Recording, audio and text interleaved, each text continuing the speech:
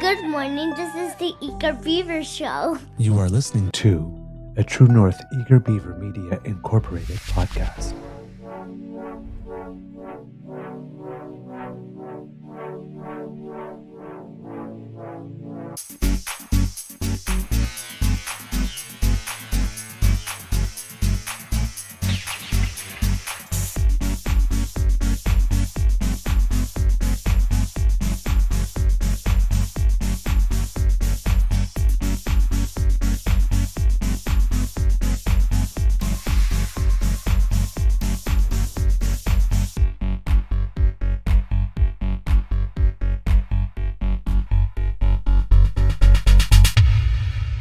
The True North Eager Beaver podcasts are proudly brought to you by our founding sponsors, the Miss V Mysteries from Corvid Moon Publishing, your source for science fiction, fantasy, and cozy mysteries featuring a broad diversity of characters. PsychicTarot.ca, book your tarot reading and unlock your spiritual journey. And the Pepper Master, hot pepper sauces made from farm-fresh ingredients to thrill your taste buds and expand your mind.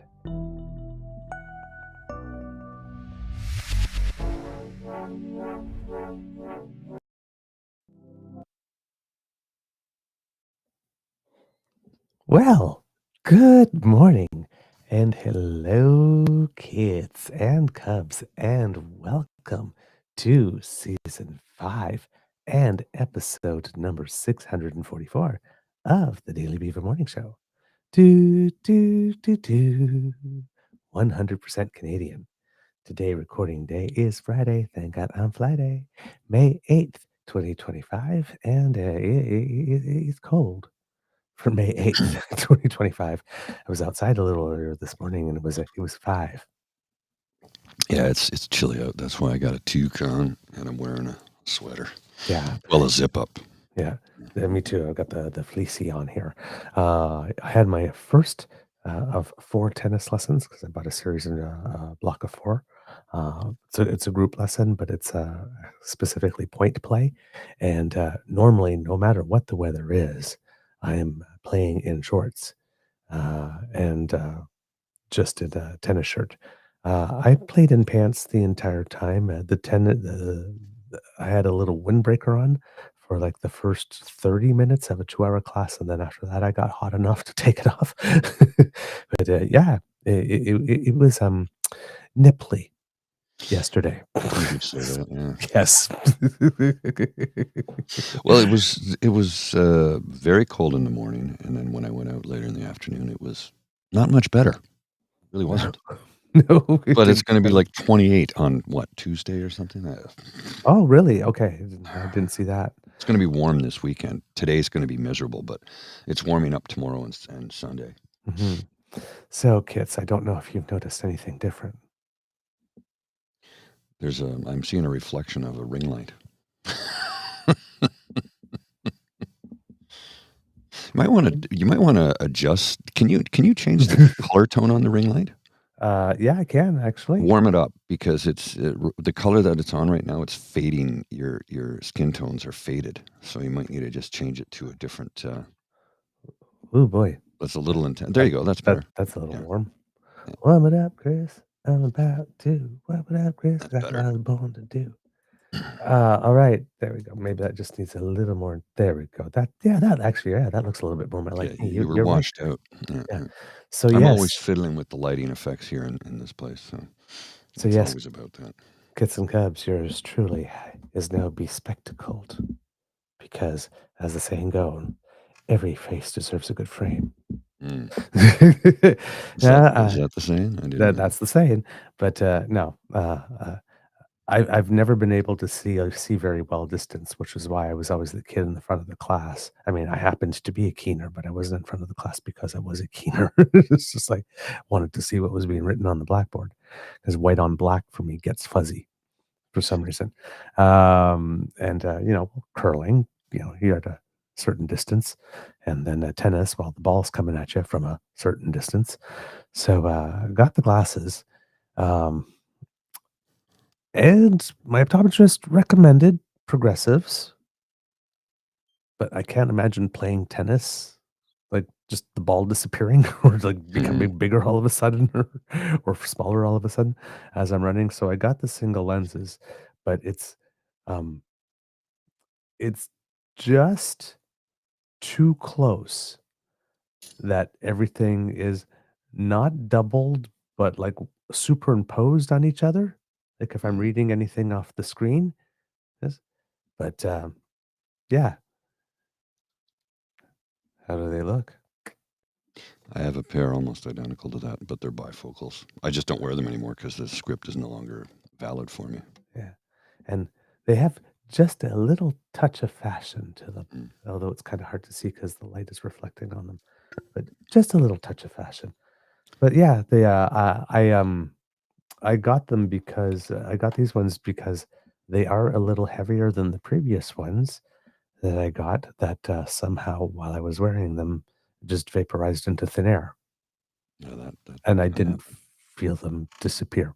So these ones, I will know they are on because I had them make them pretty snug too because I'll be playing sports with them. So it's like make them snug to my because I don't want Actually, to be like so running around. I get all mine at zennyoptical.com. Yeah.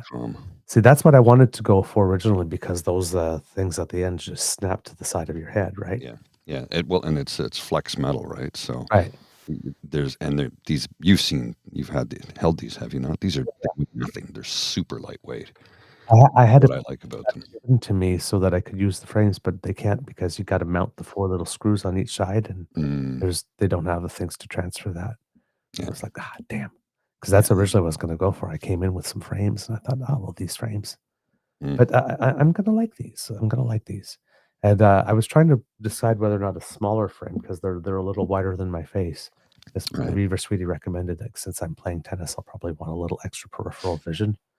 Well, you can get sports glasses if you go to zennyoptical.com. Yeah, It sounds like I'm plugging them, and in a way I am because their products are really good and incredibly Zenni these sponsor us. well, I'd love that, but these were, so these came with I ordered 2 pairs of, polarized clip-ons, Okay. an amber and a dark, and a blue, a mirrored blue and an amber. I lost the mirrored blue in Calgary, unfortunately, when it went through the X-ray machine coming home because it was clipped on the side of my hat. My hat got crushed and it got eaten. So, yeah, I had, 2 pairs of those and a pair of, 3D glasses clip-ons. So if I go to the movies, I can just clip them on instead of having to wear the ones they have. Oh, that's cool. Yeah, and, that came with the case and a toolkit and replacement nose pads, blah, blah, blah. All that was like $150. Yeah. Wow. Glasses Okay. start at $6 at Zenni Optical. Look, I recommend them to everybody because, look, Luxottica owns the industry, and they charge whatever they want because they can. Hmm.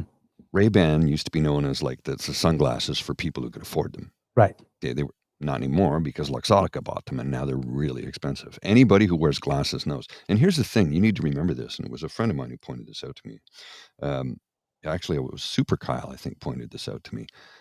This is my mobility device. Yes. I can't drive a car without these. If I go I've walked out the door without them in the morning to walk Lola, and I get outside, and I'm like, "What the hell? Oh, shit, I have to go back in and get them because I literally everything is blurry. Everything outside of 1 meter is blurry as all get out, and as a result, it's not safe to be walking around like I mean, I can see cars, and of course, my vision's not that terrible, but if Right. everything is blurry and people approach you, I can't tell who they are until Right. they get right up close to me. Yeah. Yeah. It's just no, it's a mobility device, and without them, I am very hampered, and the prices they put on them is a barricade or a barrier. Well, Yes. actually, I'll say a barricade in many instances for a lot of people. Because $750 or $800 for a pair of glasses, anything over $200 is getting into absurd territory. I mean, really. If you're a single mother let me back that up. If you're a single parent Mhm. and you have 2 kids to raise, or even 1, it's expensive enough as it is, and Mhm. then if that child needs glasses, and very often they do, it's expensive. Oh, yeah. Oh, yeah. Yeah. So You'll do without to make sure your child is taken care of, but I'd say most of humanity behaves in that manner. And you know, what if you need glasses but you can't afford them because you had to spend $500 for your kid? yeah, And they're like, "Oh yeah, your insurance program through your employer. Yeah, I get $100 every 2 years." right. Right. I mean, come on. Yeah, yeah, indeed, indeed. So better days at curling ahead and better days at tennis ahead. And same thing for me. It's I'm out in public, and um, if someone's maybe like 30 or 40 feet away, Yeah.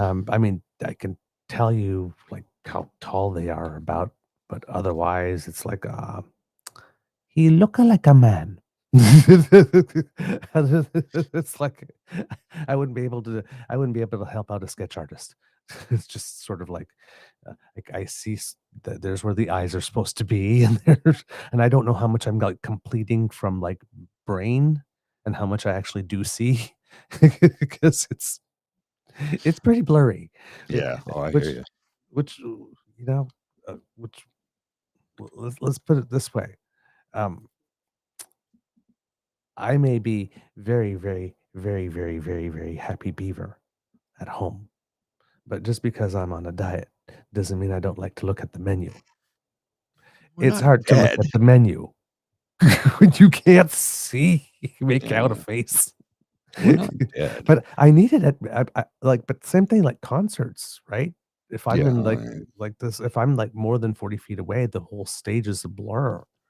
Like this, if I go And then see a it's not dance enjoyable. performance, I know what's happening like this, but I can't make out a face, right? An expression on a face or anything. So, I need them now. I Well, just need it's them now. the just, you know, somewhat related to this because, there's the measles outbreak right now, and Yes. we have anti-vax people out there, and it was the picture of the guy with big black frame glasses and a T-shirt that says, "I have an immune system. I don't need a vaccine." And the response to that was, "You have eyes. Why are you wearing glasses?" Like You know? perfection, Yes. perfection. Love it. Love it. I mean, Speaking really, of that, it translates perfectly. well, yeah. And speaking of that, there's a little bit of an update yesterday because we were talking about measles a bit. It seems that Mhm. since the data that we had, Ontario's measles cases have increased by 200 to now greater than 1,400. Alberta's case count has surpassed 300. There are also cases in Manitoba, Saskatchewan, Nova Scotia, and the Northwest Territories. The Centers for Disease Control and Prevention says that 935 cases have been confirmed in 29 states, and in 13% of the cases, the majority of which are under 19 years old, have resulted in hospitalizations. Among the confirmed cases, greater than 90% are either unvaccinated or people whose vaccination status is unknown. Measles was declared eliminated from the United States in 2000 because of a very effective vaccination program, but those rates have fallen in recent years, leading to more cases. So it's not just us as well, but it's No, getting bad here. it's stupid people doing stupid things. It's the cartoon says, "You didn't get your son vaccinated, and as a result, they have the measles." And the woman says to the doctor, "I'd like a second opinion." Okay, you're an idiot. Yep. Basically. Yep. Well, I was reading earlier this morning too, where they're saying you should get a booster shot for your MMR. Yes, you've been vaccinated against it, but how old are you now? When did you get that? They're Mhm. looking at because of this new onslaught, the virus might be a little bit more aggressive, and they're suggesting looking into getting a booster. So I'm going to call my doctor about it and say, listen, should I get the booster? I mean, it's been a long time. It's over Well, 50 yeah. years. Yeah, absolutely. I mean, listen, it's not going to hurt. No, It's not no. going to hurt. So if you're wondering, if you're not sure, your parents had your vaccination stuff and got lost in a move, um, don't really remember when was the last time, Well, remember go get one. during the height of the pandemic where, you needed to show your vaccination status to get into certain restaurants, bars, and movie theater, whatever. And people going, I don't need a vaccine passport. Hey, shithead, I had one growing up. It was a little yellow card. We all had it. Oh, yeah. We all had Absolutely. it. We had to Absolutely. show it to get to school. If we wanted to join hockey or the Boy Scouts or the Girl Guides or the Beavers or whatever, you had to show that. This was not new, and it was not oppressive or oppression by your government. It was public health looking out for the welfare and benefit of others, which is what the job of public health is. Right. There we go. Measles almost killed me in 1958. Rubella type. Norm from 1957. Right. So You know, and people right now, I've seen people going online saying, if you're going to get measles is a good thing to get. Look at this episode of the Brady Bunch. If you are basing your medical advice on an episode from the Brady Bunch, do not ever speak to me. Don't. I don't want to be in your sphere. I don't want to be near you because you're clearly an idiot. There's enough dumb people in the world, and now they're advertising how dumb they are, and that's fine. There's ignorance, and then there's stupidity, and there's a difference. Ignorance, you don't know. Right. Stupidity, you know, and you still choose the stupid pathway. Right. There's a difference. Right. Ignorant does not mean rude. It means you are You just ignorant don't of you are unaware of the fact. Stupidity is a choice. There's a difference. Indeed. Indeed. Boy. So, I mean, listen, when you even have Danielle Smith online posting something, and I wish I could find it to show you that it actually did happen and prove that it's true. And I did see it. But she says, like, immunize, telling people to go get immunized. Her of that whole like vaccine thing that she wanted to pass this kind of law. Because she's encouraging people to go get immunized. That's telling. Right. And what I was talking to you about the other day when we were looking at the numbers and we were saying, like, why didn't like any of the premiers put these things out before this week or this past week? Because you saw the numbers rising like this. And, you know, in epidemiology, things are logarithmic, right? So at first, small numbers, rises in numbers seem, oh, well, you know, it's just 8 to 32. Well, yeah, but 8 to 32 is a big deal in epidemiology, right? Well, 8 to 32, 8 to 32 is a bigger deal than 10,050 to 10,070. Cat Right. W, you can't fix stupid. You're right, Cat. You can't, because stupid is a choice. Yeah. So, and since then, I've been seeing on the news and whatnot interviews with medical professionals and people in public health and epidemiology, and they're all saying the same thing. It's like we're glad this information is out now and that the call is out now. But you know, why didn't they call before? And you've got Doug Ford that's out there saying like this: we've got 150,000 doses. Yeah, it's great that you got the doses. That's nice. Like this, but the point is that you let it get to 1,400 cases. I guess when it was at 32, when it was at like this, that's when the campaign should have started, dude. Because when you've already at 32, it's have you not learned nothing from COVID, man? If you're already detecting 32, it's already bigger. Yes. Out in the population. I mean, come on, man. Retain something. And what PNC Bio's saying here, you can help stupid listen to better voices. I've witnessed it happen a few times. And I agree with you. I agree with you. It's true. Now, there's the willfully ignorant. There's the stupid by choice. Ignorant tends to be willing to listen to reasonable voices, oftentimes. Sometimes they'll listen to unreasonable voices and go down the conspiracy theory rabbit hole and get into that bias confirmation echo chamber, and then that's it. They're gone. But stupid, if you can get them to open up their mind enough to listen to a better voice, and I'm not saying that's us, I'm just saying a better voice, okay? We're not tooting our horn here. We don't know everything. We just try and give you good information.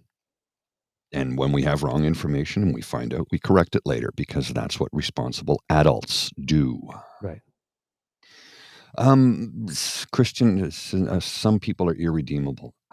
You know, I don't like to live by that adage. I'm afraid you might be correct, and I'm not saying you're not. But I don't like to live by that adage. I try and see that there's goodness everywhere in everybody. In some cases, there simply isn't, and I get that. So Sometimes you got to cut bait. yes, and that's just as simple as it can be. Sometimes you just have to walk away because nothing you can do can help that person. Sometimes you have to walk away for your own mental health. Yes. But I'm hoping that someone out there can Get to reach that That's person not and talk some sense unselfish. into them. I might not be the one, but yeah, but it's the same thing that we use when we have the discussion about our incarceration system, right? It's like when Pierre Poilievre talks about throwing away the key. Yes, there are some people that are going to go to jail, and Never get out. rehabilitation will not work whatsoever. There's something else there that we've not been able to figure out. They Right? still have the right to their parole hearing every 20 years or whatever the case Exactly. is. They But still have that right. but if we as soon as they go get out. if we go in with the assumption that some people are irredeemable, that makes it way easier to have that law. Mhm. That we just lock them up and throw away the key. We've deemed you irredeemable, and Well, and it's been proven time and time again that simply doesn't work. It Yeah. never has. well, I mean, if you never let them out, right? That's one thing, right? Like I'm hearing Gowan's A Criminal Mind now in my head, right?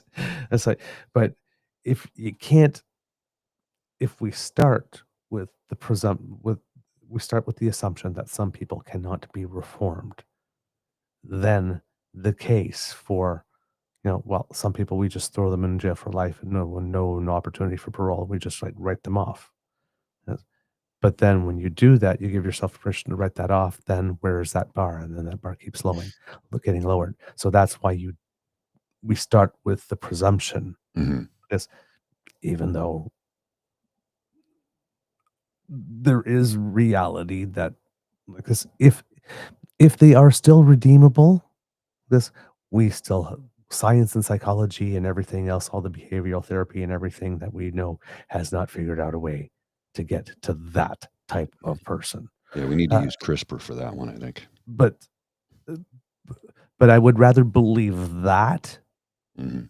we just don't know how yet, rather than the opposite, because then the opposite creates a permission structure for all that other stuff, which is Right. like the same thing when we're talking about like fetus rights. Mhm. Like at first blush, when you think, well, it's like if you harm somebody who's pregnant and in the process the fetus dies, well, yeah, that's everybody goes like that's like extra, that's an extra layer of awful and tragic Mhm. on something awful and tragic. But legally, if we say because of that extra layer of awful and tragic, like this, that one specifically, because we create a specific law for that, well, then what happens to any other activity that may result in harm Yes. or death, You or can't not death, but termination you just can't of a paint fetus? everybody with the same brush is what it boils down to. Yeah. You So, can't do that. and Well, that's and why if you we have notice things like the Canadian Civil Liberties Association, right. which like seem that like they're annoying as fuck from time to time. Like this Mhm. when they're doing the convoy, like this, and where all of us are sitting there going, like, just fucking pull them off the street already. It's like, yes, but you have to do it in a certain way, right? And you have to pass through all these gates first, or else what if Right. it's your protest the next time? It's like, I mean, you're like, but I just wasn't gone. Mhm. Just do something. But it's like, but you got to think about it. You can't want the solution so bad Mhm. that you're wanting to skip over. And that's where politicians come in, right? When we saw that moment in the debate where Mark Carney said, we have these rules to protect, well, against people like us, Well, politicians, right? Because those people will see that. yes. They'll try to capitalize on that, and so that's why you need these people who are pains in the asses. Go, "Yeah, but," all the Yes. time, society needs it. Keep us Yes. in check. Yes.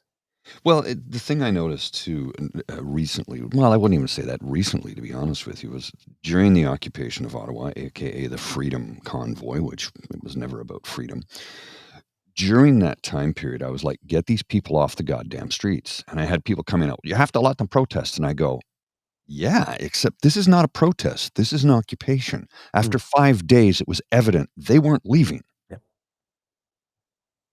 A protest, and we get them in this city all the time. And people say, well, that's what you have to live with in Ottawa. And I go, and I do. And I have lots of friends who live downtown, and we've seen thousands of protests over the decades. Protest inconveniences people temporarily. It does not terrorize them. The way people have gone on, what about all these Palestinians protesting? I go, they go out, they march for 2 hours, they chant their slogans, they wave their placards, then they go home. Yes. They don't block streets. Yes. They don't occupy my neighborhood. They don't threaten my neighbors. They don't defecate on statues. They don't steal food from the homeless shelter. And the people on that they have a planned route. Yeah. They march with a police escort, then they go home. Yeah, and the people in that movement who do things like throw a Molotov cocktail at a synagogue or at a Jewish school, whatnot, law enforcement deals with them. Yes. Now, because that's a crime. I might not like what they have to say. Oftentimes I don't. When they yell death to Canada, I don't like to hear that. I disagree with it. They have the right to say it. And again, it's an hour to 2 hours. Then they go home. You cannot compare A to B. It's an apple to an orange. And when people try and compare the two, I'm like, you're not living in reality. You're not living in reality. Yep. And the people who complain the loudest about, well, the occupation, the Freedom Convoy was a protest. I go, you didn't live through it. Don't tell me what my lived experience was. You don't get to do that. Yeah, indeed. I'm going to grab another coffee. Yep. You know, I used to, like I said, I used to drink 2 12-ounce cups, and then I switched to 8-ounce, and now I drink 3 8-ounces. Because that's better. Slow drip. As it turns out, I still need my 24 ounces of coffee is what it boils down to, but it's just 3 mugs instead of 2. Oh, just before I go, I wanted to share this image with you because I thought you'd get a really big kick out of it. Well, that was a pretty serious little thing, so I thought we'd put in a little bit of a subtle humor here from our friend Barney Panofsky's Best Intentions. I'm just going to blow this up so we can see it really well. Yeah, there we go. No, this one works better. There it is.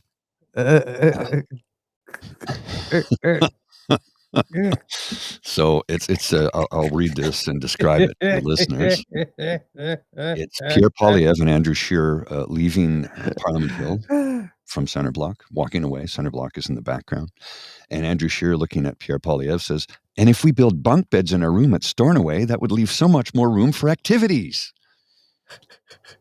That's from the film Step Brother, basically, is what it is. Maybe they can invite Secretary Kegstand for a party and improve bilateral relations. I just thought that was really funny. Oh my God. I love it. Okay. Other little things, kids and cubs that we have for you here. IQ 47 now has his first trade deal with the UK. He promised that he would have 90 deals in 90 days. Turned out it's not really a trade deal. We're going to have a little more on that later. It's not quite there yet, but he's announcing it. What's that, Mr. Grizzly? Oh, this is from Newsweek. Donald Trump calls Biden's Digital Equity Act racist. Next. Yeah. The Digital Equity Program is a racist and illegal $2.5 billion giveaway. I am ending this immediately and saving taxpayers billions of dollars.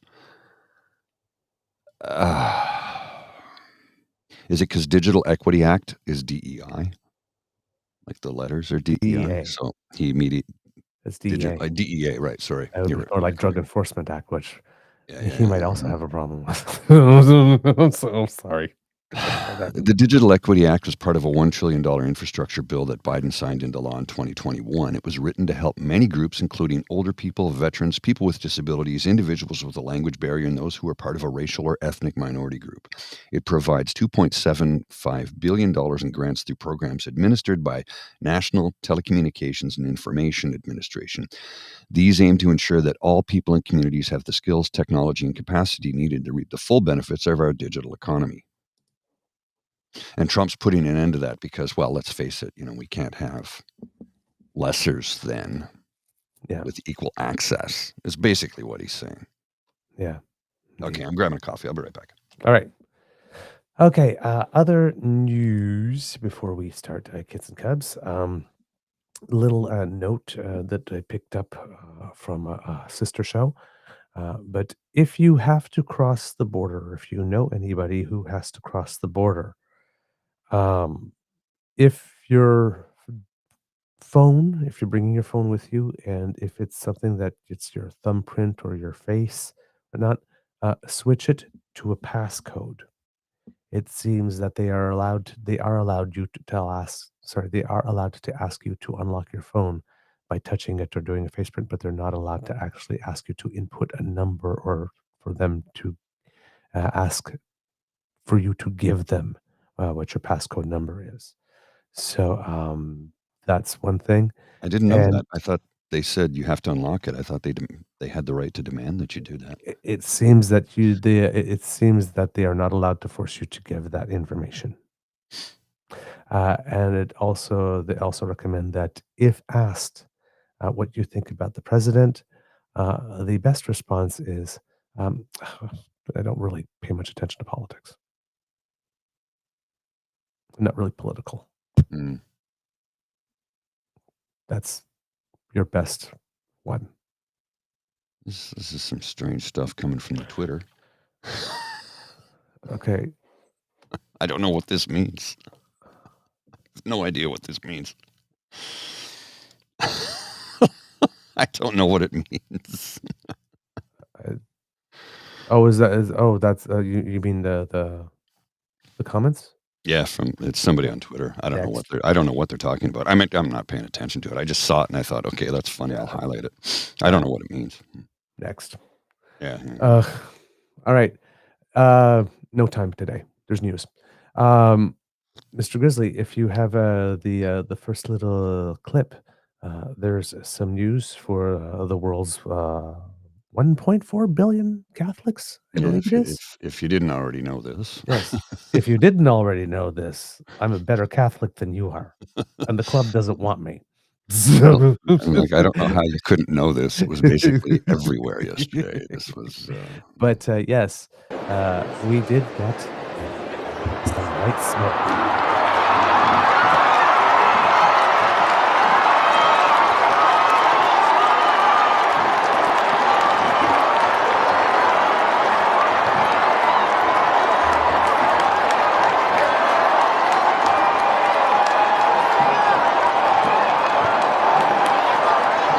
So, it took 4 ballots and something that was common knowledge and just commonly accepted, believed that would never, ever, ever, ever, ever, ever, ever, ever, ever happen, happened. Mm-hmm. There is an American Pope. Yes, that was a bit of a shocker. Yes. Candidate From Chicago. one, is a bit of a dark horse, but was on some lists. So not completely, I guess, but a dark horse. Definitely not the ones favored at all. Well, I'm wondering if the Cardinals got together and said, let's see how much we can piss off Trump. It would seem that, even though nobody from inside would admit that, it seems that we have gotten the only set of circumstances possible under which one could have an American Pope. And it seems that of all the people in the world, this particular person, Robert Francis Prevost, or if you're a francophone, Robert Francis Prévost. uh, is now Pope. He's going to take the name of Leo XIV. I'm not astute enough in the religion into which I was baptized to know what particular significance Leo is among all the names. So hopefully that knowledge will come in the next few days.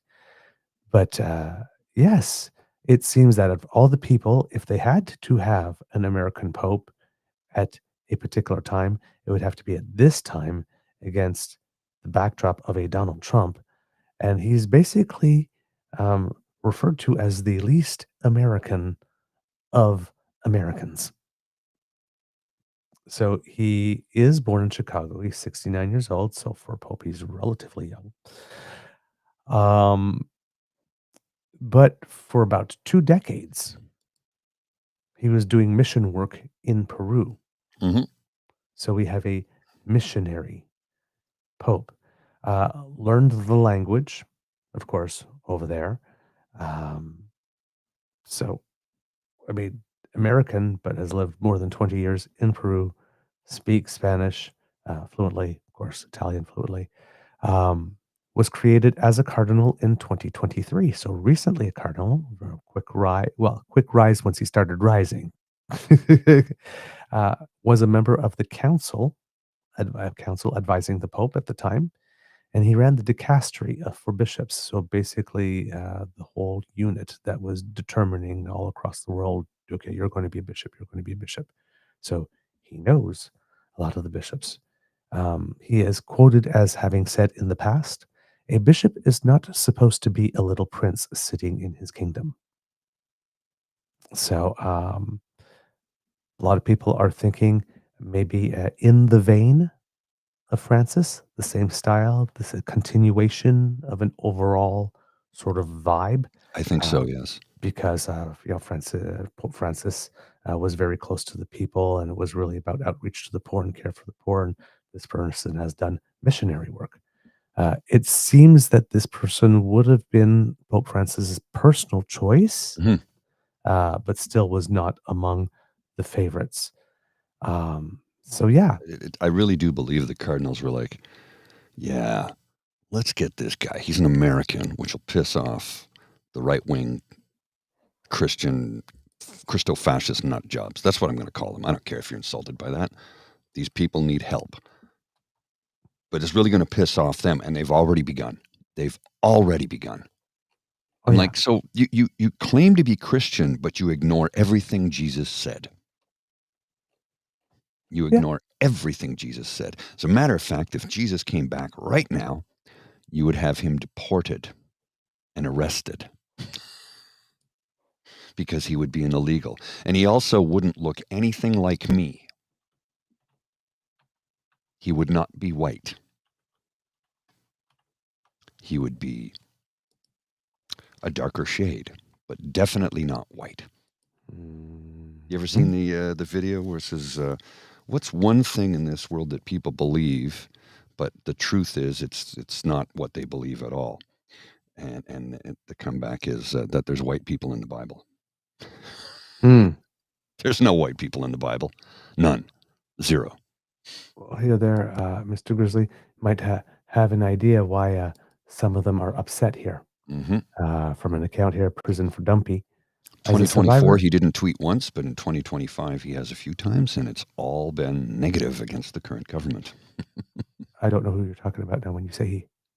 The Pope. Oh, yes. Okay. Sorry. Who else would I say? No, I don't know. I'm sorry. I was in mid sentence and I was talking about something else. So I missed the link there. Sorry. So yes, here we got Robert. He's got like a, well, anyway, he's on Twitter, obviously. And he's got Pope Francis's letter, J.D. Vance's Ordo Amoris, and what the gospel asks of us all on immigration. Then J.D. Vance is wrong. Jesus doesn't ask us to rank our love for others. And then, As Trump and Bukele use the Oval to Fed's illicit deportation of a U.S. resident, once an undocumented Salvadorian himself, now DC Ox. I don't know what that's supposed to mean. And Absolutely. Yeah. Evelio asked, "Do you not see the suffering? Is your conscience not disturbed? How can you stay quiet?" And that again is from the new Pope. Yeah. JD thinks is wrong. So, yeah, this might explain. The other thing, kits and cubs, because there's been some moving forward on the issue of reconciliation, particularly with the church, with indigenous people. So there's some people wondering, well, on that issue, how will what can we expect, right? Um, so I wondered, because he lived in Peru for 20 years. I was sitting there and I was going, well, I mean, are there He's a indigenous people? naturalized Peruvian citizen. Yes, he got citizenship too as well. I was thinking, like, well, there must be indigenous people in Peru, right? So I took a Of look at it. course there are. It says indigenous peoples account for approximately 40% of Peru's population, with a population of 8 to 9 million. It's estimated that there are more than 60 indigenous groups scattered across the mountain, coastal, and Amazonian regions. The largest indigenous groups are the mountainous Quechua and Aymara peoples. Now, I would guess that the terrible things that happen to indigenous people in Canada, probably similar things happen to indigenous people out there.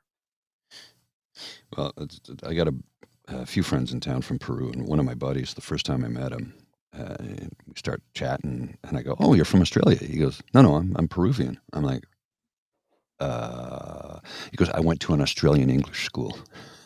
Ah, My parents wanted me to learn English, and we were able to go to the Australian school." So I'm like, "Oh," because he has an Aussie accent when he right, speaks, but he's from Peru. That really threw me.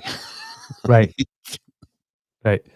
So we, but given that, you know, bad stuff probably happened there, and he's lived there for 20 years, and he Mm. does mission work. Sorry, there's something grabbing my attention here. Sorry, I'm sorry, I got it. Squirrel. Yeah, there's just something moving, catching my eye there, was distracting me. Um, Given that he's lived there for 20 years and 40% of the population is indigenous, my guess is that he is sensitized to these issues. And my guess is that, given that he is somewhat in the vein of Francis, that it would be my hope. We don't know him yet, but I Mhm. think there is cause to be hopeful that the progress will continue with this particular pope. He is an Augustine friar, Augustine, American Augustine friar. Augustin, we'd say in French. I'm not sure what the English translation is. Sorry. So probably there probably won't be that much progress with regard to women priests. Oh, no, definitely Yes. not. That's not gonna Uh, change. No idea yet with regard to the greater openness on rainbow people, with regard to this person, who will be Pope. Time will So tell. time will tell. But yeah, all 133 cardinals were there. 4 were Canadian. It took 4 ballots, and this man is now the 267th pontiff after St. Peter. And, of course, they needed a two-thirds majority vote in order to get there. So it seems that he aligns with Pope Francis on the environment and reaching out to the poor and care for the poor. Mm. So we have a new pope. Well, according to Linda M. here, it says a survivors group has said that he ignored allegations of sexual abuse by priests in Peru. They filed a complaint with the Vatican and never got a response. Yeah. And one of the first things I saw today, I might present it a little later in the show, is someone making a statement there on behalf of survivors that this would be a really, really, really good time to sort of move the page forward. Mm. Yeah, on that. Yeah, let's see what happens. He's been the Pope for what? Not even 24 hours. Yeah. So Yeah. Yeah, it'll take a little moment. But there we go. he's got a whole bunch of ceremonial things to go through first, right? So Yeah. Yeah, and I mean, and these things move at a glacial pace, right, in that world. Mhm. So, I mean, Well, Pope look how long Francis it took them to convince. They had to go over there to ask him, "Will you come over here to give an Mhm. apology?" Rather than just show up and says, "You know what? We both know I screwed up. We screwed up. I'll just come and give the apology." Right? There's all this Eh, formality and stuff. Pope Francis did a lot to move the church into the 20th century. Yes. Not the 21st, the 20th. Mhm. Maybe Yep.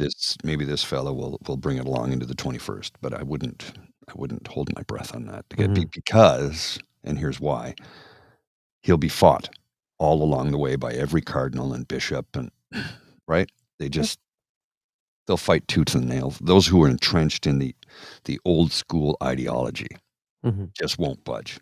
But So, the positive thing, if one can take a positive, is if he is indeed in the same vein as Francis and will keep the church moving that way, because Pope Francis did get to name a lot of cardinals when he was pope. It seems that perhaps the church, capital C, has realized that there's more in it for it if it's playing the long game mhm, in being a bigger tent than a smaller one. true dat. That's not bad. That's not bad. Positive encouragement. Positive encouragement. Moving on to funner pursuits. Hockey. Oilers edge Golden Knights in a 5-4 shootout for a third straight win. Not an actual shootout. It's the playoffs. They play until there's a winner. So shootout is a bit of a misnomer. This is from Espen. Yeah, I said that intentionally. There's an inner joke there for those who get it. But shootout, it kind of is somewhat deceptive. I get it in the shootout that a lot of shots were taken, but when you say that word, Yes. people immediately conjure up the imagery of, okay, we've done the 3-on-3, let's have the shootout, and Yeah. that's not the case. That's not how it works. So Yep. Yep. So yeah, when well, to be totally honest, I was trying to watch the match. I fell asleep at some point during the I match. watched the first period, then I went to bed because I I was did get the tired. first period. I fell asleep at some point during the second. I woke up just as the third was starting. Then as I was like going to bed to the bedroom, still was watching Mhm. like this. And as I put the phone down to put it in the charger, the Oilers had scored another goal. So I thought, okay, they're up by two. You know, one period left. Should be good. Turns out it was more of a thriller because it went into overtime. But yes, the Edmonton Oilers have come out victorious. So hey, the two of the three series in which Canadian teams are playing, Canadian teams are in the lead. Hopefully, with the Jets, they'll come back and hey, who knows? Maybe we'll go 3 for 4. Well, and That would be nice because technically it's possible. Oilers goalie Stuart Skinner, who is the backup, who's Hmm. supposed to be not that good, that's his 6th straight victory. Hmm. Since putting him in nets, they haven't lost. Yeah, yeah. Yeah, go with the guy who's hot. Yeah. Go with the guy who's hot. So yeah, and Kits and Cubs, because we haven't forgotten, PWHL playoffs have also Yes. started. And And Ottawa won their yeah, first game. yes, yes. Team Ottawa, the Ottawa Charge won its first ever PWHL playoff game. And this is a big deal because this is the second playoffs. And Ottawa did not qualify last time. There were 6 teams. There will be 8 next year. Vancouver and Seattle was the second team that was announced. I don't think we announced it on the show yet. Um, so what happens with the PWHL here, and the end of the season was a wild thing because the Montreal Victoire was like in first place by a lot. And then the teams that finished second, third, and fourth all finished with 44 points. And Ottawa had to win its last game And they did. against, I think it was the Victoire. If I'm not mistaken, or the Toronto Scepter, I'm not sure, but the team that was higher ranked in order to do it. And they did get it. So on the very, very last game, Ottawa qualified. And yeah, this is now the Montreal Victoire, even though they're really good in the regular season, have not yet won a playoff game. So they're 0-4 in playoff games so far. So yeah, Ottawa up 1-0 in what I'm going to guess, given that Montréal Victoire only played 3 games last year, is a best of 3. Not best of 3, but first one to win 3. No, yeah. I think I got that backwards. Best of 5 series. I think I got that backwards there. Apologies. Yeah. I got it backwards. Yeah, because I was wondering when you said that, because I thought, Yeah. wasn't Skinner the guy that was in the goal last year? Yeah, Pickard, That sorry. made the great run? Is it Pickard or Picard? I don't know how he pronounces it. Yeah, sorry about that. I flipped it. My apologies. My Yeah. apologies. But he was not expected to be what he has become. Yes. Which But- is a hot goalie But see, at the right time. here's the things. I'm not confident enough in my knowledge of the traditional sports ball things that I didn't venture. I Well, wondered, but I didn't say it. I used to be able to. There was a time in my life where I could tell you every player on every team in the NHL. Hmm. Now there's players on the team I cheer for that I don't know who they are. Yep. My life has gotten a little bit busier. There's a lot more in it. I have Yep. more responsibilities. I have more things to take care of. One of the big things that occupies a lot of my brain space is trying to find a new job because Mhm. down to my last $50. So, Yep. it's just, yeah, that's where I am right now. So knowing all the people on the teams is just, I don't have time for a space for that. Mhm. So yeah, good victory there by the Oilers. Let's hope it continues. Finally, the last little bit here in our morning tidbits. The Conservatives have been trying to suggest that there was something weird that happened in Pierre Poilievre's riding, because there's absolutely no way that Pierre Poilievre could have lost because he was a trash candidate running a trash campaign. Mhm. And someone else just outworked him. Someone outworked you. You were out hustled. So it's Pickard, not Jean-Luc Picard. Okay.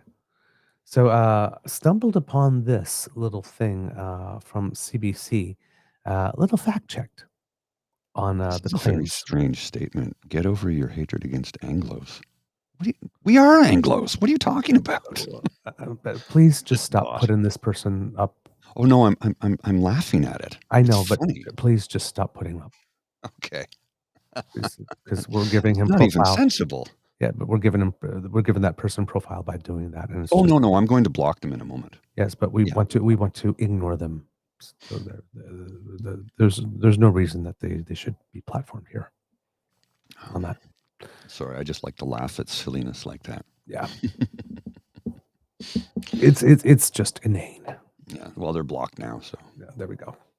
All right. So, Mr. Grizzly, do you have the clip? which clip is that? Hang on. The I have it election here. integrity clip? Yeah, I have it. Yeah, just give me a sec here till I load it up, because for some reason it shrunk the screen. There we go. This is the image quality is for some reason, I don't know why. It looks like it's about 240p. But here we go. I'll hit the play on this. After the election, there was a surge of claims online about election integrity. Now, some of the most popular claims were made about the Ottawa riding of Carleton, where Conservative leader Pierre Poilievre lost to Liberal candidate Bruce Fanjoy. So let's fact check some of those. First, we should note that Poilievre has not suggested that the vote was wrong or that he should have won, nor has the Conservative Party. But the ballot did look unusual in Carleton. It had 91 candidates, the longest of any riding. And the researchers I spoke to said this fueled some of the misinformation. Most of the candidates were from a protest group that wanted proportional representation, and they followed the rules to get on the ballot, and they've done it in previous elections too, so it's not unheard of. After the election, one claim suggested that the vote was illegitimate because the riding allegedly had a 100% turnout. That's not true. Elections Canada says the riding turnout was 81%. That's higher than a lot of places, but not unusual. 3 other Ottawa area ridings had a 77% turnout, including next door in Nepean, won by Mark Carney. Now, this tweet shows outdated numbers for how many people lived in the riding based on the old boundaries. But in 2023, Carleton changed significantly and the riding got a lot bigger. And that leads us to another Carleton claim. claim, that the boundary change was the Liberal government's doing to make it harder for Poilievre to get elected. But this is false too. In Canada, every 10 years, electoral boundaries are redrawn. As populations change and grow, the idea is to make sure each riding has roughly the same number of people in it. And political parties don't decide the boundaries. They do have input, as does any Canadian who wants to comment, but an independent panel led by a judge in each province makes the final call. Another claim suggests the vote changed because of population growth from immigration. And this post on X claims that 95% of Carleton's population growth came from immigrants over 10 years. That's misleading. That 95% number likely comes from Canada's overall 2022 census data, not just Carleton. In terms of actual immigration growth in Carleton, we don't have a clear picture right now. That's because census data only dates back to 2021, and it relies on the old Carleton riding boundaries, which changed in 2023. If you want a more clear picture that reflects the new boundaries, you have to look at two areas in southern Ottawa, Carleton and Canada Carleton. In 2021, Carleton's immigrant population grew about 77% since the previous census in 2016. In Canada Carleton, the immigrant population grew about 17% since 2016. But in each of these, immigrants only accounted for roughly 20 to 25% of the overall population in the region. And when you look at where they're from, no one country dominates. So it's misleading to suggest only one group may have swayed the vote. Now, McGill's Media Ecosystem Observatory has been tracking these claims. Their team created 35 avatars or profiles to represent the Canadian population. Election fraud really became one of the most trending topic among the avatars that we're seeing post-election. The right-wing avatars are seeing it, the centrist ones are seeing it, the left-leaning ones are also seeing some of these discussions. So did you I did see the claims. I'm sure you did too. And they're all, what's the word? Bullshit? Bullshit. Bullshit. Bullshit. Bullshit? Bullshit? Yeah. Bullshit. Yeah. Bullshit. Yeah, you got it, kid. So, yeah. And into each one of those conspiracy theorist, election deniers, the Liberal Party changed the riding in Bruce Vanjoy in the Liberals' favor. Here's what I have to say. Fuck off. So, yeah. A little bit of civics, again, right? Every 10 years with the census, a judge in each province. So if you want to influence the territory, so if you want to influence the process, you have to influence 13 different judges. This is not new. It's well, some of these things are not as well known, right? True, fair enough. So I didn't know that there was a judge in each province for the boundaries. I I knew knew it was every 10 years with the census. I didn't know that it was a judge, right? So, And I knew that- but I knew it was not. I knew it wasn't bureaucrats. It's not. It's an independent body that does it. It's not any city. And I've tried to tell. I'm like, the Prime Minister of Canada has nothing to do with this. It's an independent body that does it based on census data from the previous census. When they look at the population and this, and it's called proportional representation, is what we try and get as much as possible because each riding has to have X Representation number of, by population. Thank you. Not proportional representation. You're right. Each riding has to have close to the same number of citizens as the next riding over, and blah, blah, blah, blah. That's why some ridings are very tiny. Yeah. When you have people who look at all this area of blue in Ontario and this tiny little red area in downtown Toronto. Yeah. Where millions of people live versus the rest of us. And then you got the couple of exceptions like Prince Edward Island, where it constitutionally must have 4 seats, even though there's only 167 people on the island. So you can't have 4 ridings with 150,000 each. No, you can't. You just can't. It's not possible.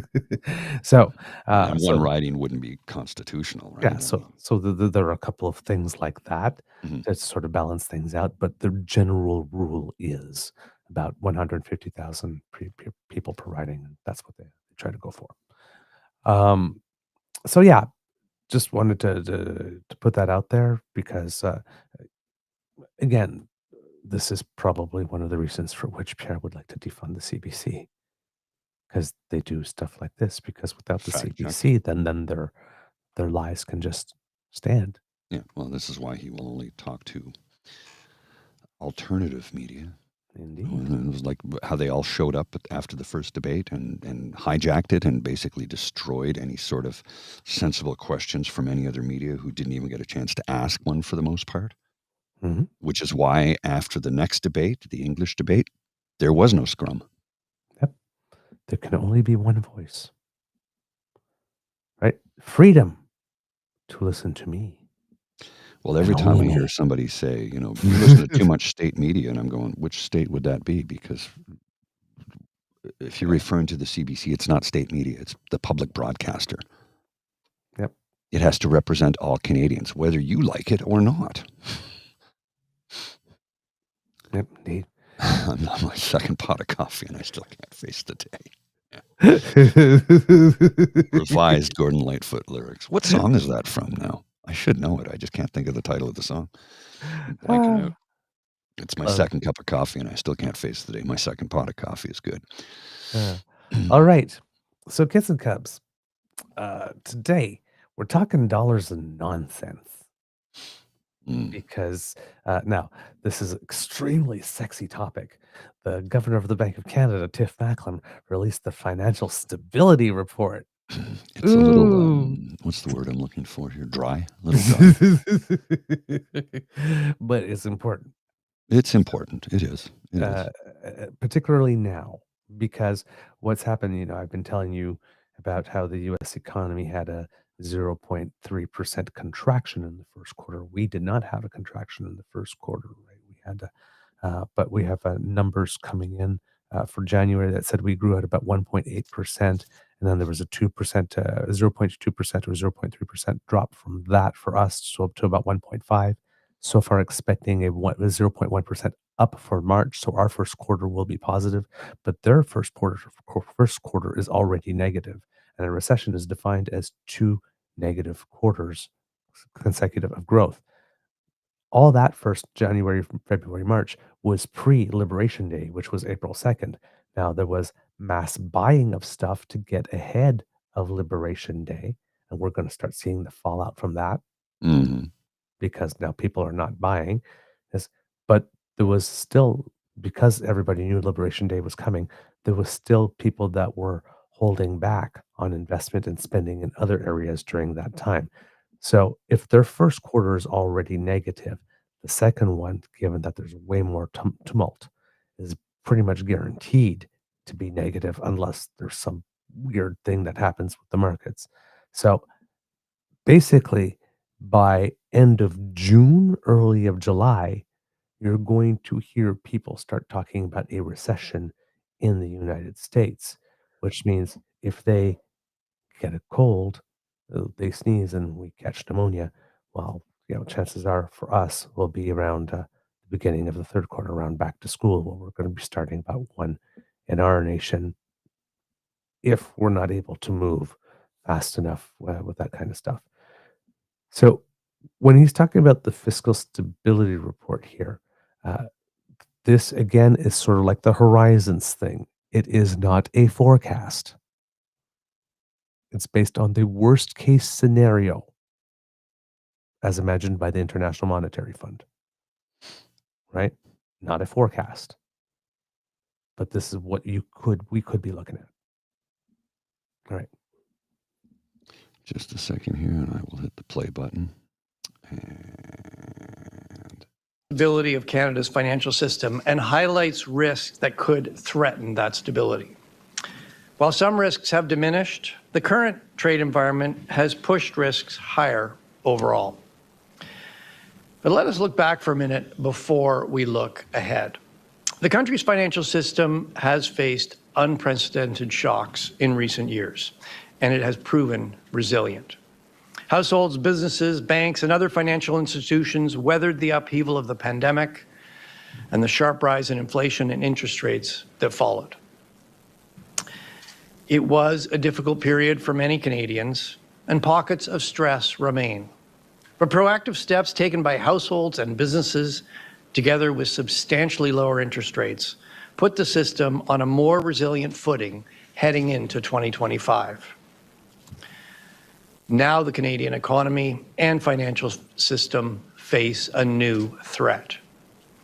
U.S. trade policy has taken a dramatic protectionist shift. Tariffs and uncertainty have sharply reduced prospects for global economic growth, and financial markets have been rocked by chaotic policy announcements and reversals. A long-lasting trade war poses the greatest threat to the Canadian economy. it also increases risks to financial stability. There are two key concerns. In the near term, the unpredictability of U.S. trade policy could cause further market volatility and strains on liquidity. In an extreme case, market volatility could turn into market dysfunction. In the medium term, a prolonged global trade war would have severe economic consequences. It would reduce growth and increase unemployment. This could, in turn, have important ramifications for the financial system. With debt still at high levels, some households and businesses may be unable to keep up with payments.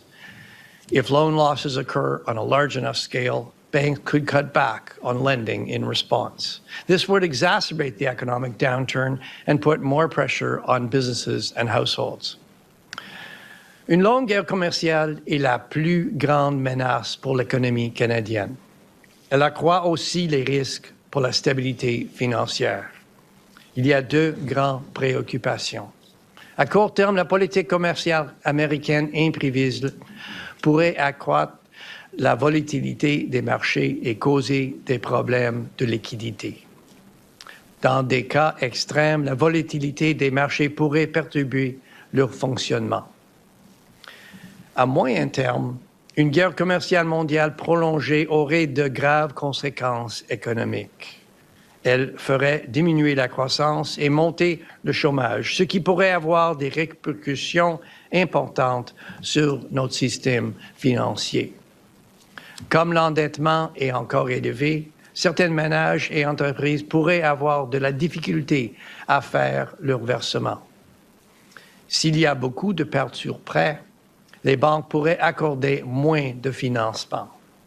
Do you want to do a layman's quick Cole's Notes version of what he said? It's literally what he said before. Oh, okay. So he's just repeating himself. Yeah. Okay. Se ferait ralentir encore plus l'économie et causerait plus de pression sur les entreprises et les ménages. What we are evaluating in this report are the indications of stress in the overall financial system. There are many uncertainties. We still don't know what tariffs will remain, whether they'll be reduced or escalated, and how long all of this will last. That makes it particularly difficult to anticipate the risks to the financial system. In our April Monetary Policy Report, we presented two illustrative scenarios to show how a trade war could affect the economy. In the FSR, we focused on the more severe of those scenarios to explore how the trade war could affect different parts of the financial system. To be clear, our analysis is not a projection. It's an assessment of vulnerabilities, pockets of existing or potential stress that could spread across the financial system. So let me now turn to the Senior Deputy Governor to outline these vulnerabilities and how they affect the four key sectors of our financial system: households, businesses, banks, and institutions known as non-bank financial intermediaries. This is a broad category including finance companies, pension funds, insurance companies, and fund managers. Carolyn. Thank you, Governor. I'll start with households. Total debt relative to disposable income is lower than it was a year ago, but still high by historical standards. Despite lower interest rates, signs of financial stress have risen over the past 12 months, particularly in households without a mortgage. For example, the share of these households that are behind on credit card or auto loan payments has continued to go up. Among households with a mortgage, about 60% are facing renewal this year or next. Most of those renewing will see their payments rise because they took out their mortgage during the pandemic when rates were at historic lows. But the average increase in payment will be smaller than we expected a year ago. Still, if a large shock causes job losses, it'll be harder for some households to keep up with their debt payments. A prolonged trade war may be that shock. It would cause demand for Canadian exports to fall. It would disrupt supply chains, threatening jobs and incomes. Workers in trade-dependent industries could find it particularly difficult to continue managing their debt. A prolonged trade war would also matter for businesses. Most Canadian businesses have managed to adjust to past interest rate increases, and the surge in small business insolvencies last year proved to be temporary. But businesses in trade-related sectors, especially those with high debt, low profitability, or cash reserves, could also fall behind on debt payments. A strength in our financial system is that Canadian banks are well positioned to absorb higher credit losses. Banks have increased their capital buffers in recent years, and more recently they've also increased their provisions for credit losses, and these both bolster their resilience. Liquidity levels remain high, and access to funding for banks is also good. But if credit losses occur on a large enough scale, banks could cut back on lending in response. Struggling households and businesses would then have less access to credit to get through tough times. This cycle could exacerbate the economic downturn. In the non-bank financial sector, the growing presence of hedge funds in the market for Government of Canada bonds raises some concerns. Government bond markets are the foundation of the financial system, and they need to function smoothly for all other markets to work well. The increased activity by hedge funds has helped absorb increased issuance of government debt, keeping yields lower and liquidity higher. But hedge funds have also taken on increasingly large amounts of leverage to fund their purchase of government bonds. And this makes them more likely to pull back from these crucial markets in periods of stress, introducing added volatility. The recent gyrations in the U.S. Treasury market clearly illustrated this risk. If the trade war causes a larger spike in volatility than we've seen so far, leveraged hedge funds might rush to sell their holdings. That could strain liquidity across core markets, increasing stress throughout the financial system. Moreover, the growing connection between banks and non-bank financial institutions could make it easier for stress to spread.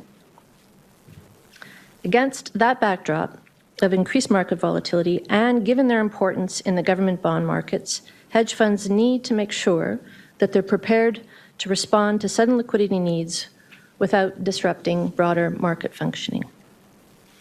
It's time to wrap up. Notre système financier est solide. Malgré les dettes élevées et la pandémie, les Canadiens ont elevated debt surmonté and the la pandemic, hausse Canadians des taux. C'était have survived un test majeur. the Le rate, système a montré the interest rate qu'il est une increases. source It de was a major stabilité. test. Mais on doit rester We must attentif. remain Le vigilant. risque des faiblesses est un autre test sonance. The risk of weakness The is Canadian another system test. is resilient. Despite high indebtedness and the economic turbulence of the pandemic, households, businesses, and banks weathered a rapid increase in interest rates. That was a big test, and the system proved to be a source of stability. But we must all remain vigilant. Vulnerabilities remain, and there is another test on the horizon. By identifying vulnerabilities, we can help the financial system prepare for future stress. We're watching developments closely and remain in regular contact with financial system participants and with other authorities in Canada and globally. A stable, resilient financial system that absorbs shocks rather than amplifying them benefits every Canadian. And with that, the Governor and I would be pleased to take your questions. All right. So, you get, again, this is worst case scenario. We are going to get some of that if the American administration doesn't back off stuff. We are definitely going to get some of that. So again, as the governor made a point to state, not a forecast, but an assessment. Mm-hmm. So we need to pay attention to that, particularly because conservatives like to pick up on these types of reports, these types of assessments, and present them as forecasts or predictions or something, right? And point to them and say, look how terrible we're doing. Because, there's going to be like 33% drop in the stock market, all because of Carney's terrible taxation policies. And no. But you have to understand, these are the dynamics at play, right? Just the 60% of mortgages that are going to be renewed. Mm-hmm. Now, fortunately, there's been a 2.25% or something like drop, or 2.5% drop in interest rates since their peak, because 2 years ago, when Pierre Poilievre was starting to do his yelling and screaming and saying, like this, you're all going to hell in a handbasket. Well, they were expecting those 60% of mortgages to renew at about 2.5% higher than they are now as well. So it's still higher, and that's okay, because I'm pretty sure that everybody took a mortgage there and then, even though the governor had said, the interest rates will be low for a while yet, probably still didn't expect that type of low interest rates at time of renewal, because that was abnormal. That was unhealthily low. Right? Yeah. There's a minimum bank rate that's a neutral rate, and when you go below that, that's a sign that you're in trouble. Right? We were below that. Yes. So and we're still relatively at historic lows, but we did in that part of the last year and a half or something like that, or 2 years now, where the rates were going up. We were the nation in which those rates went up the fastest. So it was a sharp rise than anyone else in the world. That's for sure. So we did feel it. But again, we did manage to engineer that soft landing. Now the guy south of us might be fucking it up, but but we did do it. Now, the next clip I want to show to you is Peter Armstrong, who's the business correspondent, the business person specifically. What do they call it? I guess he's the chief of the editorial desk or something like that for business news for CBC. And he has his take on what the governor and the deputy there were saying when you put it together to try and move it out of the dry banking terms and terms that everybody at home, well, I'm not going to say that everybody at home can understand. I'm sure people at home can understand the terms that Tiff Macklin, he wasn't using super elevated language, but more popularized. All righty. Show this. I got to go shortly. Okay. Why does it do that? It really annoys me when it does that. I don't know why it does that. Is that doom and gloom scenario? Well, Peter Armstrong is the CBC senior business reporter, and he joins us now from Toronto. So, look, Peter, I don't know if a lot of Canadians are going to read the Bank of Canada's Financial Stability Report, but there's a lot of urgent messages in there. So what do Canadians need to know about what's in this document? Yeah, I think you're right. I mean, they call it the FSR, and it's of all of the Bank of Canada reports, it's probably the one that's deepest in the weeds. It measures kind of, the stability of the entire financial system. So banks, non-bank financial institutions, consumer credit, business solvency, all this stuff. And Tiff Macklin had a great line today that he says, you do your forecast for the monetary policy report, you try to put together these scenarios for the different kinds of reports they're looking at. But when they do the FSR, he says, you got to put on your gloomy hat and really get a sense of how bad things might get. And as we know, the downside scenario here can get pretty bad. And when you look at it, you can kind of see if tariffs continue or get worse and talks fall apart, that will lead to a recession. A recession is going to exacerbate all kinds of problems within the economy, but specifically around debt. Canadians are still quite notoriously overburdened with debt. That's going to cause problem with the banks. The banks are going to freeze up spending and loaning and lending. And the way you can sort of see these problems ripple through the economy is on the one hand quite predictable, but on the other hand, frankly, it's pretty scary. And it's the bank's job to try to measure what that would look like. And you sort of go through this report line by line, and you can see them trying to reinforce this notion that this isn't a forecast. We don't think this is going to happen, but we've got to game out what might happen. And when you start to go down that road, from any perspective, right? Like I've been talking to businesses and shippers and retailers and all of these different groups, and all of them are kind of doing the same thing of gaming out, well, what if things fall apart? How is this going to look? And the answer universally is it's not going to look very good. Yeah, you've got a scenario in there from the International Monetary Fund, like 5% GDP contraction, 9.2% unemployment, housing prices drop by 26%, and equities markets fall by a third, right? Over 30% from peak to trough. I mean, these are grim scenarios, whether they're likely or not. That's kind of the dark potential. But it's not just the Canadian central bank, the head of the U.S. central bank. He's already warning of severe economic consequences this week. Jerome Powell says he can't predict how bad it could get because he can't predict Donald Trump. Just have a listen to this. There's so much uncertainty. If you talk to businesses or market participants or forecasters, everyone is just waiting to see how developments play out, and then we'll be able to make a better assessment of what the appropriate path for monetary policy is. So, I mean, Peter, you know, it's not good when the heads of the North American central banks are talking about all this uncertainty and Jerome Powell warning about high unemployment and high interest rates. So what does all of this tell you? Well, and what he's sort of also implying in all of that is we are moving from the sort of anxiety over, in theory, what this might look like stage into the bite of these things actually starting to affect the economy. Right. One really good example of that is the shipping world. You know, all of these tariffs kick in not when they arrive on American shores, but they're backdated to the day they left, in a lot of these cases, China. And it takes 4 to 6 weeks for one of those massive container ships to arrive at the port of Los Angeles. You skip back 4 to 6 weeks, and we're basically at Liberation Day. It's taken this long for these ships to get here. And now we've seen a lot of them start to turn around. There's going to be this massive drop-off in the amount of stuff flowing into the United States, the amount of container ships. I will remind you, the most common job among Canadian men, the most common job among American men is truck driver. And you're not driving a truck with a lot of stuff in it if nothing's coming off of those ships at the ports of Los Angeles and the ports of New Jersey and the ports of Seattle.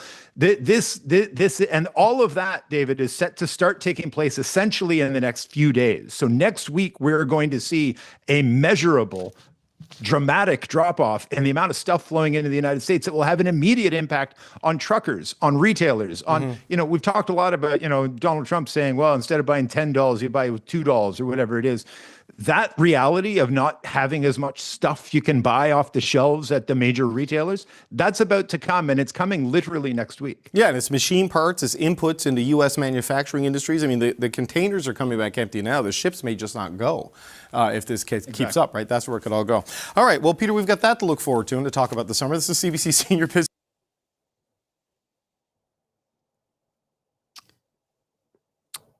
Okay, so that's fun. Didn't we say something to that effect on the show? Yes, you did. Many times. I think it was you specifically. Yeah. And talking about the ports. My degree in economics is, I don't have one, but I'm able to observe and report. I'm able to. What did somebody once said to me? Wow, you're very astute. You pay attention to the little details. That's the ADHD and the OCD. You see things happening over here, and you can say, well, the equal and opposite reaction of that is this. We all learned that, right? In school, I would hope. So yeah, equal reaction. It boils down to that. You start to see the trading ports empty. Well, you're really going to feel that soon. Instead of getting $30 or $40, you'll get $3. What is Trump's fascination with little girls and dolls? Oh, I don't. Let's not go down that pathway. Let's not go down there. Nope. Let's take a left turn. Let's take a left turn right now, circle back, and get the hell out of that area because it is just extremely bizarre. Yeah. But in that too, when Mr. Armstrong is speaking, right? Who are the people that this movement, this anti-everything movement, is trying to attract? Men, 55 and under. It's the number one job. Trucking. Yeah. So we're already politically in a mood where there's a manosphere growing because men are not able to fulfill their traditional role of providing because nobody wants to pay them what they're worth while prices are rising. Jobs are being automated, and there's no room for you. Or if you happen to be somewhere in your mid-50s to 60s looking for a job, well, gee, you're in your prime earning years, and we can find somebody 10 years younger who will do it for less. Thank you. So we're not interested. Yeah, unless we're really, really hard up for people. That's where I find myself right now. Some of the job offers I have received have been $20,000 less than what I earned last year, which was $20,000 less than what I earned in 2016, sorry. Yep. So please tell me, what future is there for me? I'm really questioning things right now. Yes, if somebody suggested you should audition for some voiceover, I have been. I've been auditioning left, right, and center. And so far, nothing. I'm really going to ramp it up though, because my EI is going to run out soon. I have no income, and I got to generate money somehow. And the job offers that I'm getting are to do the construction work that I used to do that I can no longer physically do. And I know I sound like a broken record, but this is what is top of mind for me. I'm 57 in July. I have been deemed redundant or irrelevant. Or too expensive. Or too expensive. Because somebody's bottom line needs to get bigger, but it won't be mine. Yep. It's enough to make one feel depressed. Now, luckily, I have medication that helps prevent that. Despite all of those things against me right now, and they're not getting me down that much. I mean, I have my moments where I'm like, oh, do I have a future? What is it? I do have those moments, but they don't occupy all my mind space. Yes, this is top of mind, but I can think about other things. Yep. It's not the only thing I dwell on, but it is upsetting. It's disturbing. I'm like I said, I'm down to my last $50. And it's another week before I see any money. So I don't know what the hell I'm going to do. And it's super stressful, but I'm breathing. Well, Mr. Jim's saying he'd take a job at $20,000 less than the last time he was working, and I understand that. But I understand it. I do, and I might have to end up doing that. But it's like, good God, man! I'm in my prime years. I'm supposed to be earning at the top right now, and I have to take a $20,000 pay cut. Well, in this case, a $40,000 pay cut. Yeah. Can you afford that? The $40,000 pay cut puts me into barely above CERB. Barely above CERB. EI is barely above CERB. Yep. Anyway, sorry to end on a negative note. Let's end on a positive note, and then I will head out because I am running late. This I think you'll find fascinating, sir. This is, I'm going to bring this up. It's a headline you might not be aware of. Onyx is selling the majority stakes in WestJet to Delta and Korean Air. Mm-hmm. $550 million. The best part of this is Delta will acquire a 15% stake. Korean Air will buy a 10% stake. And Delta plans to sell a 2.3% stake to its joint venture partner, Air France KLM, for $50 million. Onyx acquired WestJet in 2019, and that is when service in WestJet and what they were once famous for just went to shit. It did. Mm-hmm. And I said I would never fly them again as long as Onyx owned them. And I at first it was never fly again. It was like, well, as long as Onyx owned them, I will never get on them again. If things turn around with this new ownership by some of the best managed airlines in the world for both customer service, reliability, on time, et cetera, maybe I'll consider flying with them again. But as long as Onyx owns a majority stakehold, nope. Because they only care about one thing, the bottom line. They don't give a shit about their people or their passengers. You are just a number on a ledger to them. So the good news is that may possibly change for the better. A glimmer of hope. A glimmer of hope. All right, got to go. All right. Thank you, my friend. We still have some more economic news, but I'm going to make a stop right here to talk about something else because I'm noticing some chatter here in the chat with regard to what I stated I heard on another show. It is not advice. What I heard on another show. And I've gone and got to the transcript, so I will read it out to you with regard to what's going on at the border here. All right. So this is from the Daily Beans. This is a show that prides itself on the amount of research that it does and on providing facts. I cannot vouch for this myself. I am not an expert, but this is what was said, and then I will present some additional information that I found. So, what was said on the show?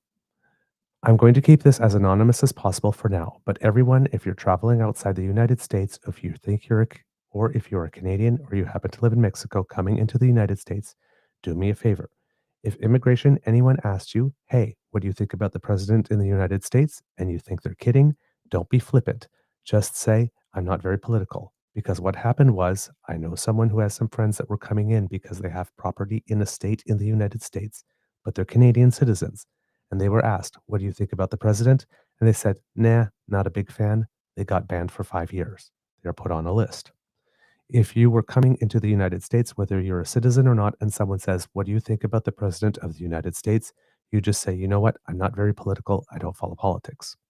Something else, when you're traveling, make sure to turn off your bio passwords for your phone, your devices like your thumbprint if it has one of your facial recognition. Turn that off and only have a passcode that you have to enter because they're not allowed to ask for your passcode currently. That is a known thing that they can't make you say, but they can force you to open up your phone with your face or fingerprint. So make sure your phone's locked with a password, right? So that's what they've said there. Now, if we're looking for some additional information, because there needs to be some context with that, this is from Global News, posted April 8th.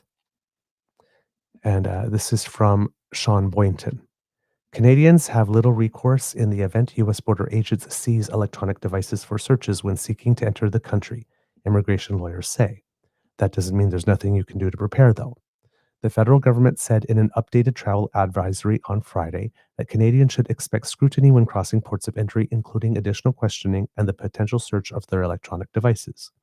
The updated advisory warns Canadians denied entry to the U.S. may face detention while they wait to be deported. Lawyers say the update reflects the more strict approach U.S. authorities are taking to immigration law under the Trump administration rather than any changes to the law itself. Most importantly, they say Canadians should expect longer wait times, questioning, and higher chance of denial of entry, but that there are ways to protect yourself. Quote, the government is definitely looking closer, said Rosanna Berardi, managing partner of Berardi Immigration Law in Buffalo, New York. Quote, the government can search, seize, look at anything that they want. So we've been advising our clients for 20 years, make sure your story matches your stuff. And that applies here to, for example, if you are traveling with your electronic devices like this and they can be searched and you agree to have them searched, if you say you're not very political, but you are, your story doesn't match your stuff. So, I mean, right? So if you're not bringing any electronics or something like that and you say I'm not very political, that's one thing. But if you are, do make sure your story does match your stuff. That's some very important context here, right? The Office of Canada's Privacy Commissioner says U.S. border officials, quote, have broad inspection powers, which can include seeking passwords to your laptop, tablet, or mobile phone. Such searches do not require evidence of wrongdoing, it warns. Quote, you do not have any rights at a U.S. border crossing or pre-flight inspection, which is an extension of that, Berardi said. U.S. Customs and Border Protection says its authority to conduct searches of anyone, quote, regardless of citizenship, entering or leaving the U.S., enshrined by U.S. Supreme Court precedent, quote, extends to electronic devices crossing our nation's borders. Quote, this is not a new power that the Americans have, said Warren Kreitz, who heads the immigration law group at Perley Robinson, Hill and McDougall in Ottawa. Travelers are, quote, obligated to present their electronic devices and the information stored on it, quote, in a condition that allows for the examination of the device and its contents, the agency said. That includes providing passwords necessary to view that content. If someone attempting to cross the border refuses to hand over or unlock their phone, that could play a factor into whether they're allowed to enter the U.S., a decision that is up to border agents' discretion. Travelers can be denied entry or even detained pending deportation. Border agents are only permitted by law to view content stored directly on a device during a search and cannot use the device to access data stored remotely or in the cloud as per a 2018 order. So that might be something you might want to upload something to a cloud.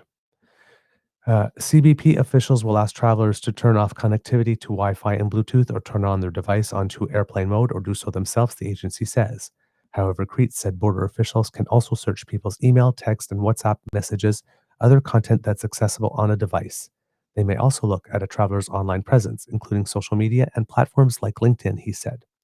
What they might say on social media might not be to the liking of the officer conducting the examination and play a factor in a person's admissibility into the U.S., Creets said.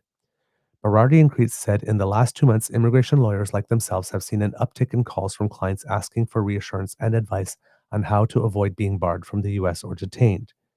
It's a tsunami of inquiries that we're trying to struggle to keep up with, Creets said. Berardi said her advice to clients is that, quote, it's really business as usual, except it's taking a bit longer and the U.S. border agents are asking a bit more questions. So we're telling people, if you normally go to the airport an hour before the flight, go an hour and a half. And make sure you know where you're going. Don't say I'm going to Atlanta. Say I'm going to Atlanta for a business meeting that is at the Hilton Hotel on Peachtree Street. You want to make it easier for the border officers to facilitate your entry to the United States.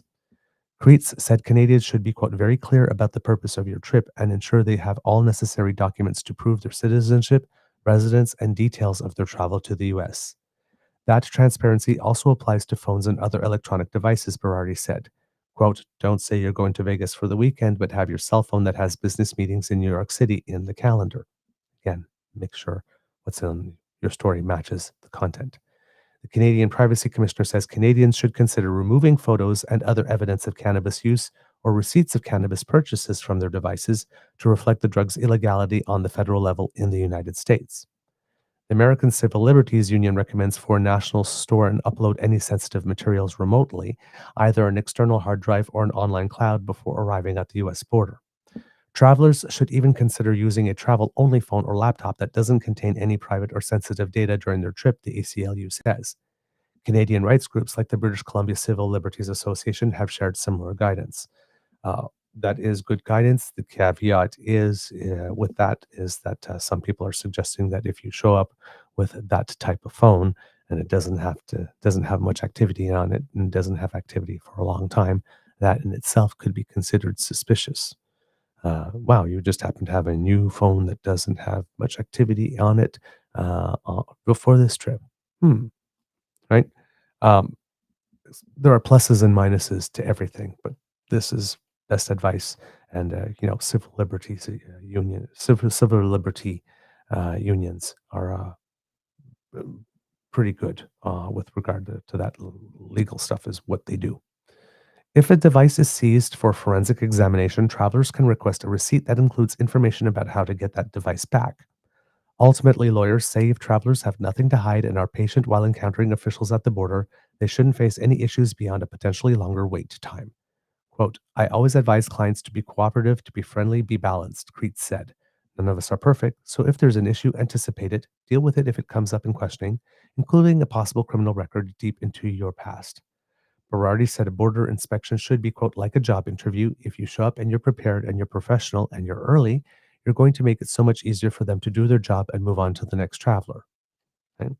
So if I am reading this along with the other thing with regard to the passcodes, it would seem that that if there's a biometric, right, they can use that right away. But if there's a passcode, you have to say it, and they can't force you to say it. Now, if you do not say it, as this article says here, right, there can be consequences, right? You can be denied entry, which is the good one, or you can be detained while they're trying to find a way to get you out, which is what happened to the people that we were talking about previously. So again, all of these tips that you're getting, right? And the person who made this comment here, it was in the chat, was good to mention that because it's good to present that information in other contexts. It's all these tips. Use a burner phone. Upload your stuff that might be more sensitive to the cloud. Remove your pictures of any cannabis consumption or any receipts or stuff like that. All these types of things. They're all advice, right? But it doesn't always work. That lady who was working in California, who had taken a trip to Mexico and then was trying to get back, given that she had a new work visa to go to a new job, this should have been given the right to step back and then find another way back to Canada. But that wasn't the case. They detained her. So Um, again, always do, and these things can change, right? There can be new directives, so always make sure you're checking before you travel, right? Don't take legal advice from podcasts. Of course, particularly on matters like this that can get you detained. But the process is not easy, is getting more complicated. And it seems that at least with passwords, if it's a password that you have to say, they can't force you to say it. But again, that comes with consequences, right? So it would seem that that's the difference. What they're talking about here on this show is that for facial recognition and thumbprint and whatnot like this, apparently they can ask for that, but they can't ask you to. They can't force you to say something. It would seem. Again, that's only what we heard from a source that we trust and that we respect for their ability to do research. But again, as advised, right? Always tell the people that you're sharing information with to always check before they go as well, because things do change. So thank you, Kit PNC Bio, for bringing that to our attention, that there was probably more to look at here, that this information was incomplete or not exactly precise, because you were indeed correct. There you go. All right.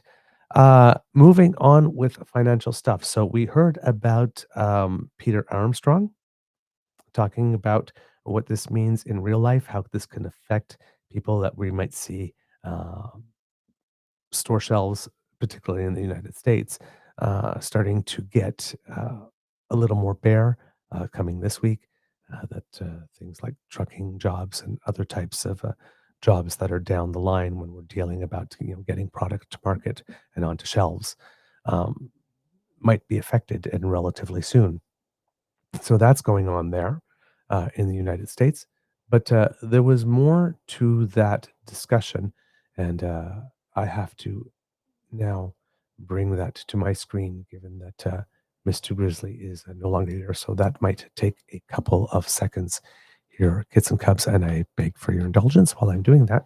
But yes, there was another part to that segment that we were showing you. So what the reason, as I mentioned, for which I wanted to bring you Mr. Armstrong is because he has a way of bringing it down and showing you, like, okay, what does this really mean in detail? The other person in this segment, and I'm sorry, there we go. Got it over here. It's just taking a little time because something's being a little finicky. But don't worry, it will all take place and it will all be good. So CBC had another guest from, I believe it was the Canadian Chamber of Commerce, if I'm not mistaken. And they had another take on what was going on here. I mean, not wildly different, but it seems that this is Tiff Macklem from the Bank of Canada that was speaking. It seems that Jerome Powell, who's the head of the U.S. Fed, also spoke recently and had a couple of things to say. So this clip here that I'm going to show you with the representative from the Chamber of Commerce is going to show a little segment of what you were seeing before with Tiff Macklem, but we'll also show the clip with Jerome Powell, and then we'll have the guest that will give us a little more information about the economics of it all. All right, kids and cubs. So I'm just going to move this screen up here, and all right, enjoy. Peter Armstrong, thanks, man. You bet. U.S. President Donald Trump's trade policy is prompting some central banks to raise concerns about the economic outlook. Both the U.S. Federal Reserve and the Bank of Canada are warning about the potential impacts of the U.S. tariffs. If the large increases in tariffs that have been announced are sustained, they're likely to generate a rise in inflation, a slowdown in economic growth, and an increase in unemployment. The big message in this report is we now face a new threat. the trade war poses new risks. So even if things were moving in the right direction, it's a really good time to get prepared for possible turbulence ahead. Matthew Holmes is the Executive Vice President and Chief of Public Policy at the Canadian Chamber of Commerce, and he joins me now. Matthew, it's good to see you again. Thanks for being here today, sir. Thanks for having me, David. I wonder your high-level reaction. What do you make of Bank of Canada Governor Tiff Macklem's economic warning saying that a long-lasting trade war poses the greatest threat to the Canadian economy? Well, frankly, I'm not surprised. I mean, it's an incredible amount of our economy is reliant on trade. We've always been a trading nation. And the U.S. relationship in particular is a disproportionate amount of our trade. And so the disruption that we're seeing with the U.S. trade war and the threat that that poses, not only to businesses that are directly trading with the United States, but the broader economy that relies on those businesses, on those jobs, and on the economic multiplier effect that those bring our broader economy. So it's real. This trade relationship is very important, and the precarity of the global trade situation right now is a deeper concern. You want to make sure there isn't a contagion that sort of takes hold and ripples through quite broadly. The unfortunate thing, according to the forecast, is the economy was looking pretty healthy, until all this happened, moving in the right direction. Insolvency rates and debt ratios had been improving in Canada, but now we have some of these gloomy. It's not a forecast, but it's modeling done by the International Monetary Fund that, the worst case scenarios are like GDP to fall 5%, unemployment to peak over 9%, housing prices to drop 26%, and equities to fall 36% from peak to trough. I mean, what needs to happen to avoid sort of those pretty dark numbers right there? Well, I think it is important to underscore what you just said, that this isn't a forecast. This is sort of a worst case scenario. It's an annual report, the Financial Stability Report that the Bank of Canada puts out. And you'll recall last year we were looking at a real concern around the amount of household debt, right, and what that might mean at renewal for mortgages.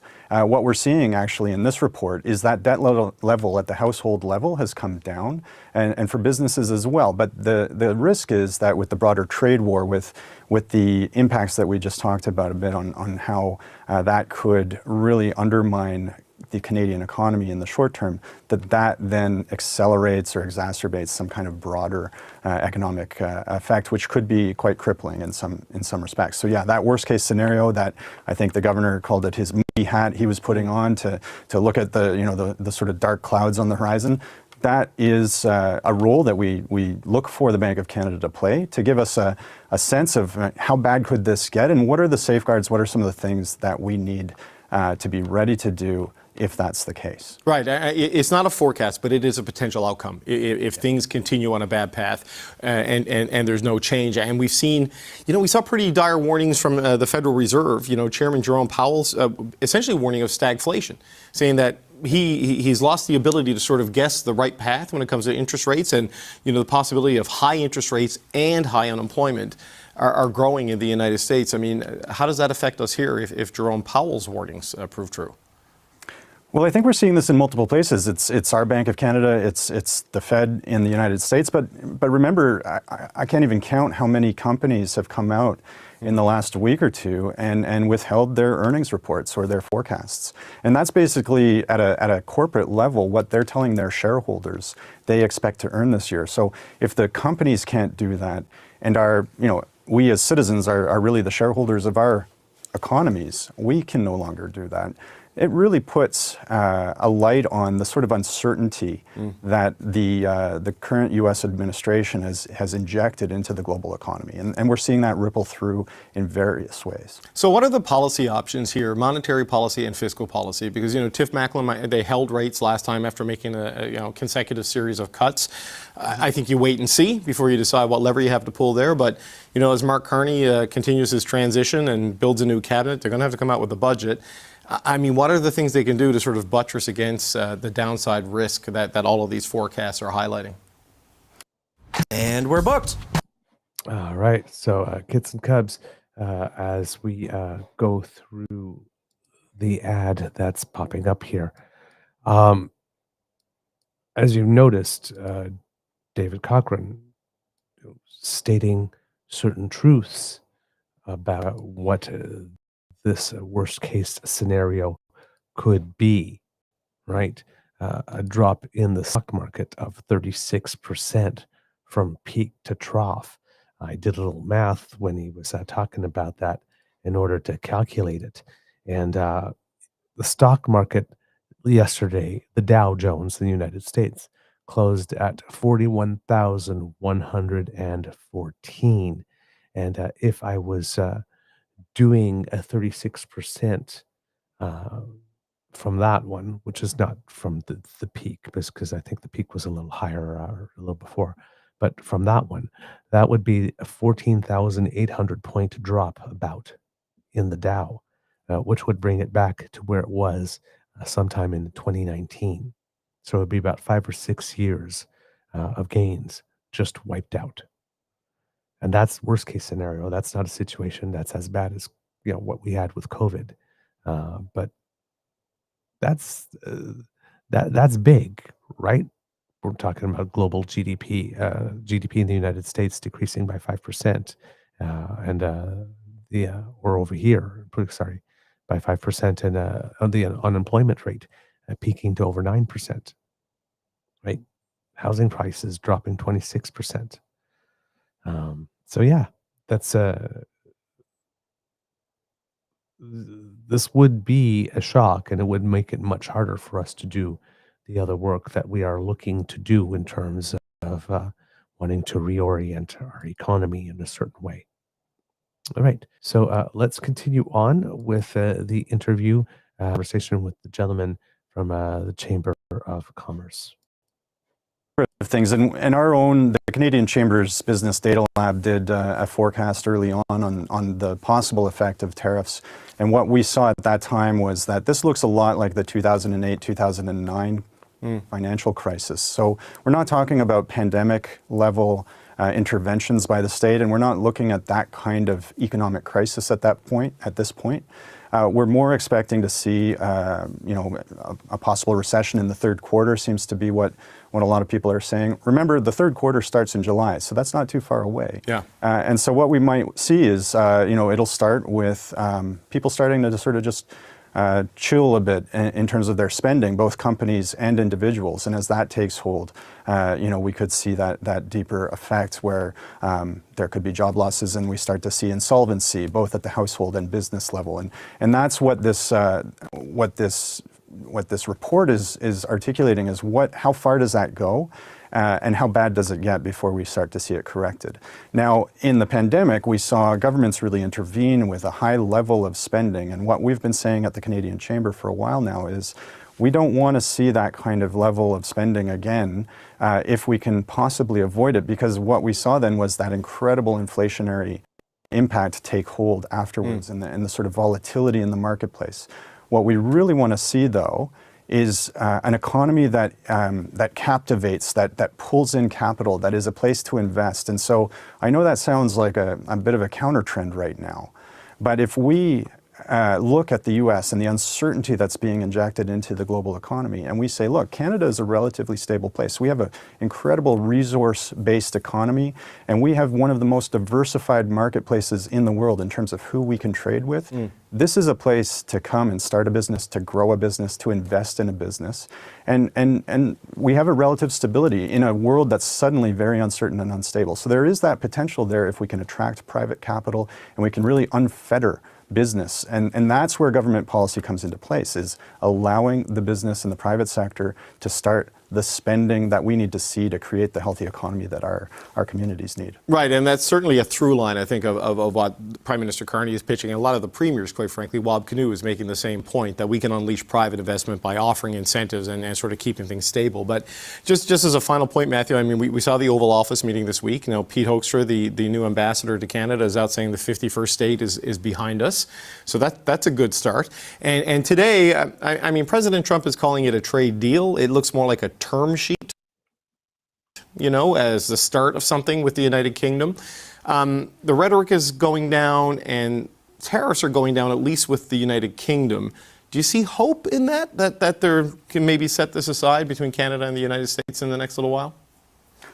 I have a lot of optimism coming out of this week. I thought that was the right reset that we needed, and on a number of levels. It's a very relational, moment. We need a prime minister and a president who can speak to each other, who can respect each other, that can go into a room and close the door behind them and have a discreet conversation. And that's what I saw. More important than the Oval Office meeting was that they had a fairly lengthy meeting with the right people around the room, both ambassadors, senior members of the cabinet on both sides, in a room, door closed, starting to talk turkey. And that's what we need to see. And that's the beginning. It's not there's no quick solutions here. I mean, even the UK deal that was just announced still affirms tariffs and quotas. So it's not really a free trade deal. It's an agreement on we're going to tax you this much and we're going to only let this much of your product in. So I'm not sure there's a first mover advantage here for the UK. I want to play this out a little longer, I think, if I'm a trade official looking at the scenario that's about to kind of take hold in the United States as we see supply chains really kind of choke up and less products available to consumers. I think that actually plays to Canada's benefit. We have a lot of what they need in the United States, a lot of what they want. And so let's see how this plays out. Matthew Holmes, always appreciate the insight. That's Matthew Holmes, Executive Vice President and Chief of Public Policy at the Canadian Chamber of Commerce. Thank you, sir. Thanks a lot, David. Good to see you. All right there, Kits and Cubs. So again, a good perspective on, whoops, I don't think I turned the image the right way there for that segment, because I was monitoring the actual feed in case ads came in for the rest of it. But yeah, you see, really good sense of what the picture is, seeing where there could be some opportunity for us as well, right? It's like, for all intents and purposes, come do business with Canada. We're not cray. But it's true, right? We have one of the most educated workforces in the world because we have healthcare that's publicly funded. That's not a cost so much that corporations have to take on, of course. A lot of corporations do have private medical insurance that helps on, but it's not as if it's not like in the United States here. We're relatively safe. We are well connected with other nations in terms of trade or whatnot. So we are attractive. Of course, we live atop the meth lab, so that's a down point. But but it's there, right? There are indeed some opportunities for us in this, right? It's not all doom and gloom for us, but as Prime Minister Carney tells us often, right? It could be rough. There could be some speed bumps and all that type of stuff, but still, there are some opportunities as well in this darkness. So, we've been talking about the potentials for recession coming in Canada and the United States, reminding you that the United States did have a negative first quarter. There's been some job numbers that have come out recently. But if you're asking people, it seems that about 32% of Canadians are expecting that there would be fewer jobs over the next 6 months, which is almost as bad as the recession around April 2009 when that was asked. Again, it sort of goes to the saying, right? While politics may not care about your feelings, the economy does, right? So consumer confidence and all that kind of stuff. So if people are expecting fewer jobs, that affects how people are spending. Expectations about future income prospects have turned clearly negative for the first time in 5 years, suggesting that consumers are worried about their own personal situations more at this time. And on something that's called the expectations index, on which any number below 80 signifies trouble ahead, it was already below 80 at the last update. And the most recent update says that it fell another 12.5 points to 54.4, which is the lowest since 2011. And if it continues to follow with the trend it has been on over the past few months, next month it will receive a level not seen since the Great Depression. So if the economy cares about your feelings and people have expectations that are that low, again, that's going to affect spending big time. And remember, in the United States, as mentioned in those clips, they're worried about stagflation. Stagflation is almost worse than rampant inflation if one had to choose. So we definitely do not want to get into that situation at all. Some of the things that we have going for us is that, of course, President Trump is hoping to either get these 90 deals signed in 90 days. And as we just heard in that report, that deal with the UK wasn't so much a deal as concepts of a deal. But he wants to announce 90 of them in 90 days. As mentioned there was probably no big first mover advantage for us. So we can afford as Canada to sit back and see how many of these deals he signs and see how they play out before making our next move. On the US side, there are some realities that the president is facing some pressures. As we had mentioned, there were some polls that were showing that he is at the lowest approval rating of any president after 100 days. There is another poll, ABC News, Washington Post, Ipsos, that indicates that his approval ratings are the lowest of any president in about 7 or 8 decades. 39% of Americans approve of how he's handling the presidency, but no president going back to 1945 has had numbers that low or near at the 100-day mark. The previous low was held by the guy who reached it in 2017 when that number was at 41%, and that guy was Donald Trump. So he holds the number 1 and number 2 spots at the 100-day mark for lowest approval. 55% of Americans disapprove of his performance. 72% of Americans believe that he is somewhat or very likely to cause a recession. Again, the economy cares about your feelings. 73% of Americans say the economy is in bad shape. 53% say it's gotten worse since Trump took office. So while Trump's trying to do this, that's all Joe Biden's economy. He's not getting that pass from the American people. 41% say that their own finances have gotten worse under Trump. 62% say the price of things they need or want has gone up. 71% blame Trump's tariff policies for the price increases. Yikes. Yikes. On immigration, managing the federal government and looking out for the interests of the average American, a majority of Americans disapprove of Trump, and that has gone up in the range of 53 to 58%. On U.S. relations with other countries, tariffs, the stock market, between 61 to 67% disapprove. The only thing on which he polled that he did somewhat well, put it this way, the thing he did the best on was sending undocumented immigrants to El Salvador if they're suspected of being a member of a criminal organization without a hearing. Only 51% disapprove of that.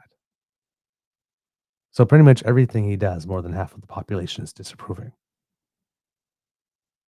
And 71% blame his tariff policies for the price increases. And 41% say that the price of things, that their own finances have gotten worse. And 62% say that the prices of things that they need or want has gone up. So there's going to be some pressure from the inside as well. He doesn't have a lot of runway. And Canada, one of the things it can do, and I think this is one of the things why Trump hated Chrystia Freeland so much, I've been hearing during my research for the show, is that Canada at times during the process did drag his heels to slow things down so that the midterms would become an issue in the terms of the negotiation, because they knew that Trump really wanted a deal by midterms that term around. And by dragging it out that way, when it came time to need to finalize the deal so he would have something to go on, we were able to extract a few extra concessions, and that made him mad. So it seems that that's the reason for which he doesn't really like Chrystia Freeland all that much. Word on the tweet. So this is something that we can do again. here, right? So, and we do have, I've said it before, but again, I've heard it confirmed. Oh God, trying to remember her name from the Monk School of Journalism. She's always on Mansbridge's The Bridge. Oh, I can't remember her name. I can think of her now. She's Janice Stein. Janice Stein. That's what I'm thinking of. She was talking about this type of stuff as well, and mentioning that the taking of time in this case, right, can be a smart strategy for us. Because we do have some of the best negotiators in the world when it comes to trade, like really the best, top notch. So we're going into the room with trade negotiators that are among the best in the world that have already proven their mettle in the last time around with Donald Trump, and this time with a world-renowned central banker as the prime minister, determining, yeah, that stays or that doesn't ultimately at the end. So we are very, very, very well equipped to go into these negotiations, if negotiations there are to be. Right? We've assembled pretty much the equivalent of a dream team here, and we are in no rush, as Prime Minister Carney also mentioned. Right? We will take the time it takes, but no more.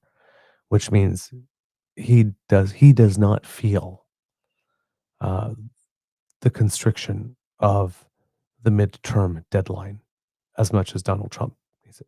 Donald Trump needs this deal by midterms way more than we do.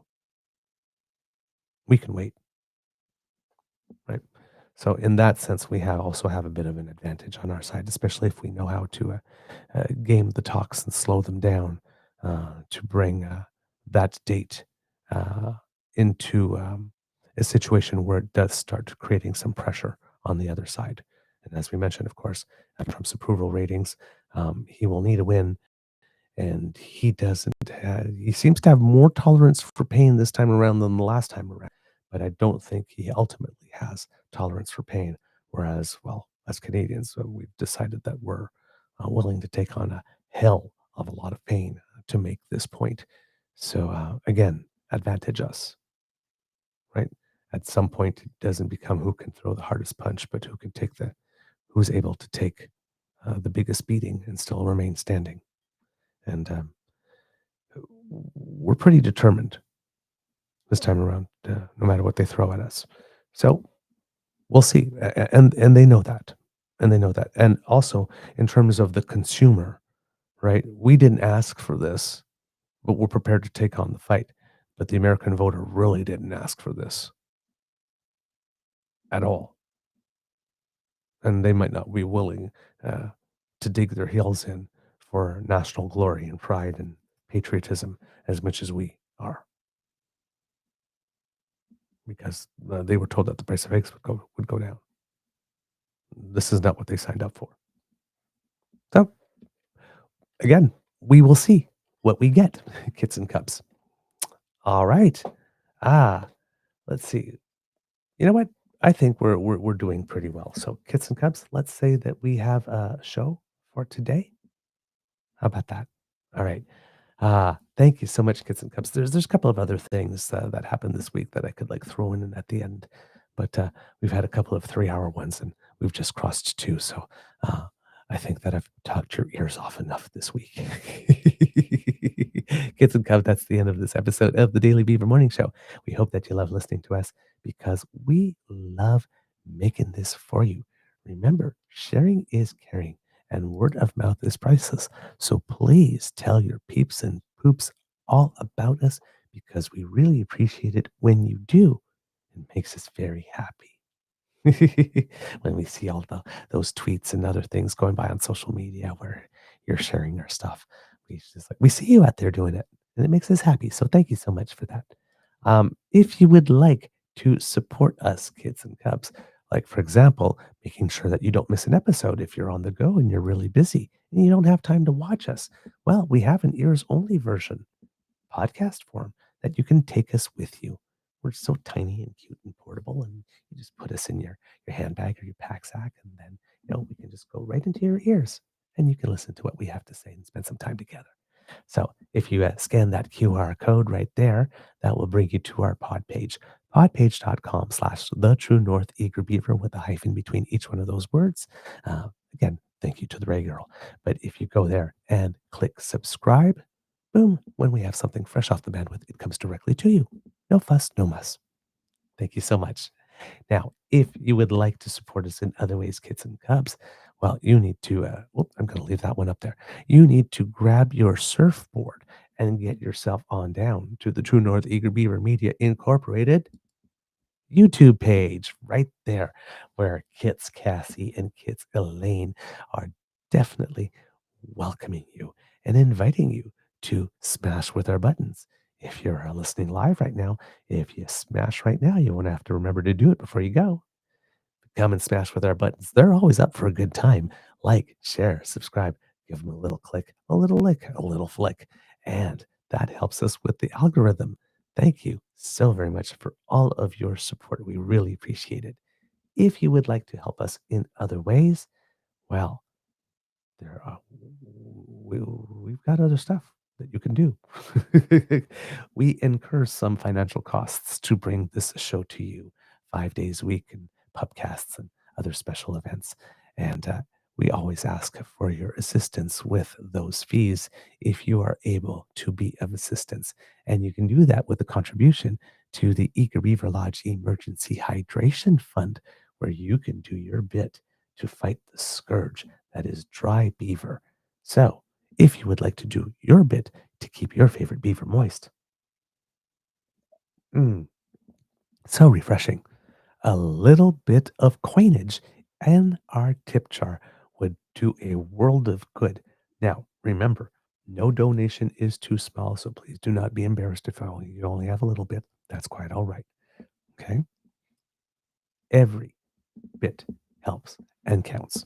Now, if you are not able to contribute financially for any reason, doesn't matter why, times are tough, just don't have it, don't feel like it. That's okay. Because the gifts of your participation and your attention are the ones that matter the most to us. And we are really, really happy that you spend time with us. We want to hear from you. What do you think about the show? You got any questions about the show? You got any questions about politics you would like us to answer? Send them to us. truenortheagerbeaver@gmail.com is our email address. We do want to hear what you have to say, because we read everything, not able to answer everything, but all of it goes back into the show. It's your show too, and what you say goes into it and helps make it better. So please do write to us. You can also reach us on our socials, at True Eager, at the Blue Sky Beaver Lodge, also on the Jitter. You can reach us on Facebook, True North Eager Beaver, which is our original home on the web. And if you're listening here on the YouTube page, either with the Damn Fam or after it's live, some comments here in the section that just allows for it below us here, well, hey, that would be really swell.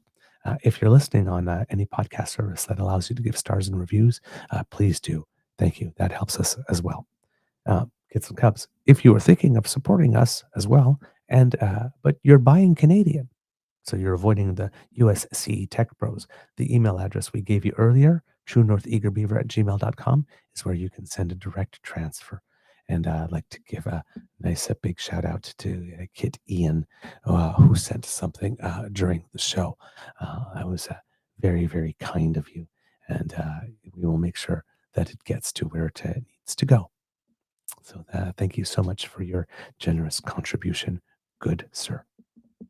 Most grateful. Because democracy is something that you do, kids and cubs. There's a Quebec Liberal leadership race going on. Closing date has already passed to register, but the vote will take place from June 9th to the 14th, with results being announced on July 14th. So please do what you need to do there. Keep your eye out in the Yukon, just in case there is a Liberal leadership race starting there after the resignation of Premier Ranj Pillai, who will still be in the position until something is, I think, until an interim leader is named or something, but has announced that he will not be seeking another term before the territory is supposed to go into an election, I believe, in November. And I believe in Newfoundland and Labrador, it's supposed to be in October if it doesn't go a little earlier, because they now have a new leader there. Also, because democracy is something that you do, kids and cubs, as well. Letters, very, very important. If you have time to take some pen to paper and write some, if you're living in Alberta in particular, and you wanted to make it clear to Danielle Smith that you do stand with Indigenous Canadians. Treaty 678. They mean business, and we should not ignore them. This one's real easy for me. I'm on the side of Indigenous Albertans on this one. I don't even have to think about it. This one's just so painfully obvious. So hopefully you are as well, and if you have the time, no matter where you are, because this is not just. I mean, Danielle Smith wants it to be just an Alberta issue, but when she starts involving First Peoples, it's not just an Alberta issue, right? There's a special recognition of First Nations and all three specific identification groups: First Nation, right, Inuit, and Métis. There's a section for each of them in the Constitution. So this is something you just can't get around in treaty and all that kind of stuff, which all precede the creation of Alberta. And remember, a lot of people like to say Alberta joined Confederation. Not so much that Alberta joined Confederation, but that Alberta was carved out and of what was already there and created. So, yeah, the when it comes to our First Peoples, they are absolutely right on this issue, and we should stand by them on this one. So hopefully you do agree. So if you do, please take some time to put some pen to paper and write a letter and let people know who are in a decision-making authority how you feel about it. Okay. Kids and cubs. Could be a tough world out there. So please be kind to and gentle with yourself. And now I'm going to need your help, kids and cubs, again, because I need those magic words. Oh, what are they? Well, those magic words are Mr. Beaver, cue the cog. So on 1, 2, 3. There you go. I heard you loud and clear too. You'll have such beautiful voices when they all say it together. I'm happy to oblige. You are listening to a True North Eager Beaver Media Incorporated podcast. The True North Eager Beaver podcasts are proudly brought to you by our founding sponsors, the Misfit Mysteries from Corvid Moon Publishing, your source for science fiction, fantasy, and cozy mysteries featuring a broad diversity of characters, CanadianTarot.com, their uniquely Canadian online eclectic tarot community, and the Peppermaster, hot pepper sauces made from farm-fresh ingredients to thrill your taste buds and expand your mind. We are grateful to the Crier Media Network for its support, Pete Jarvis for our artwork, and Paul Joseph Something for our opening and closing sequence music.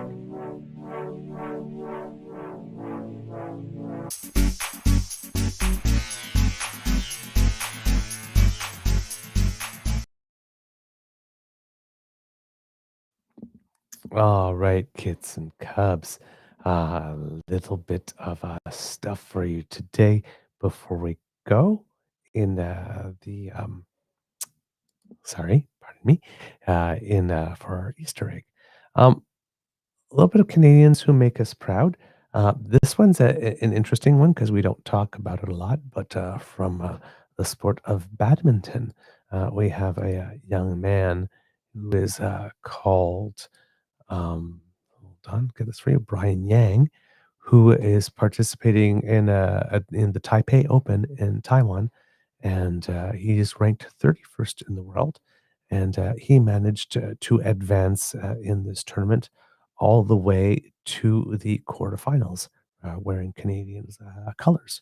So congratulations to him for representing us very well. Badminton's a hard sport to break through. We're one of the top 16 nations in the world in the sport, but it's the nations that are very, very, very good are exceptional. So when we have some players that manage to break through in that particular sport, it's nice to give them some recognition because it's not like it gets a lot of time on TV and all that kind of stuff. And they work just as hard. So congratulations to you on a very, very good result there. What else do I have for you, kids and cubs? You know what?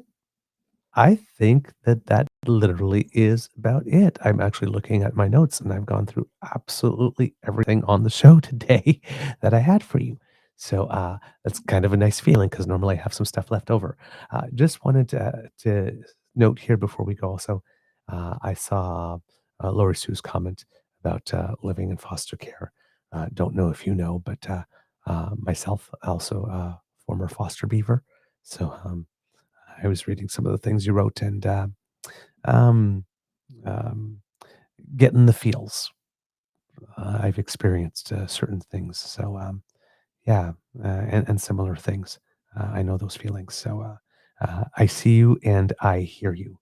Also, wanted to give a big, big shout out to Kit PNC Bio, who did note that certain information that we gave earlier on that we did take from trusted sources but that needed some additional check and verification.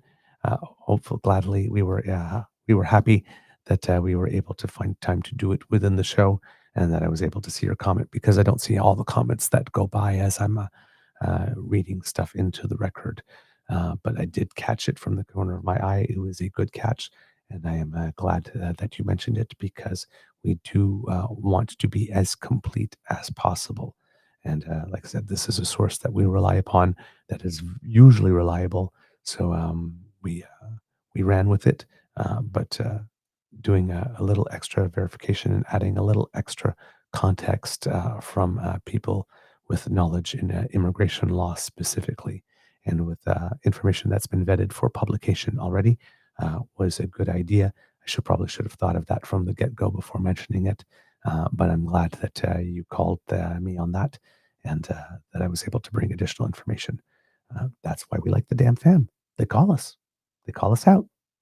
Yes, and give us an opportunity to add more information. So grateful for that opportunity today. Okay, Kids and Cubs, that is it for me.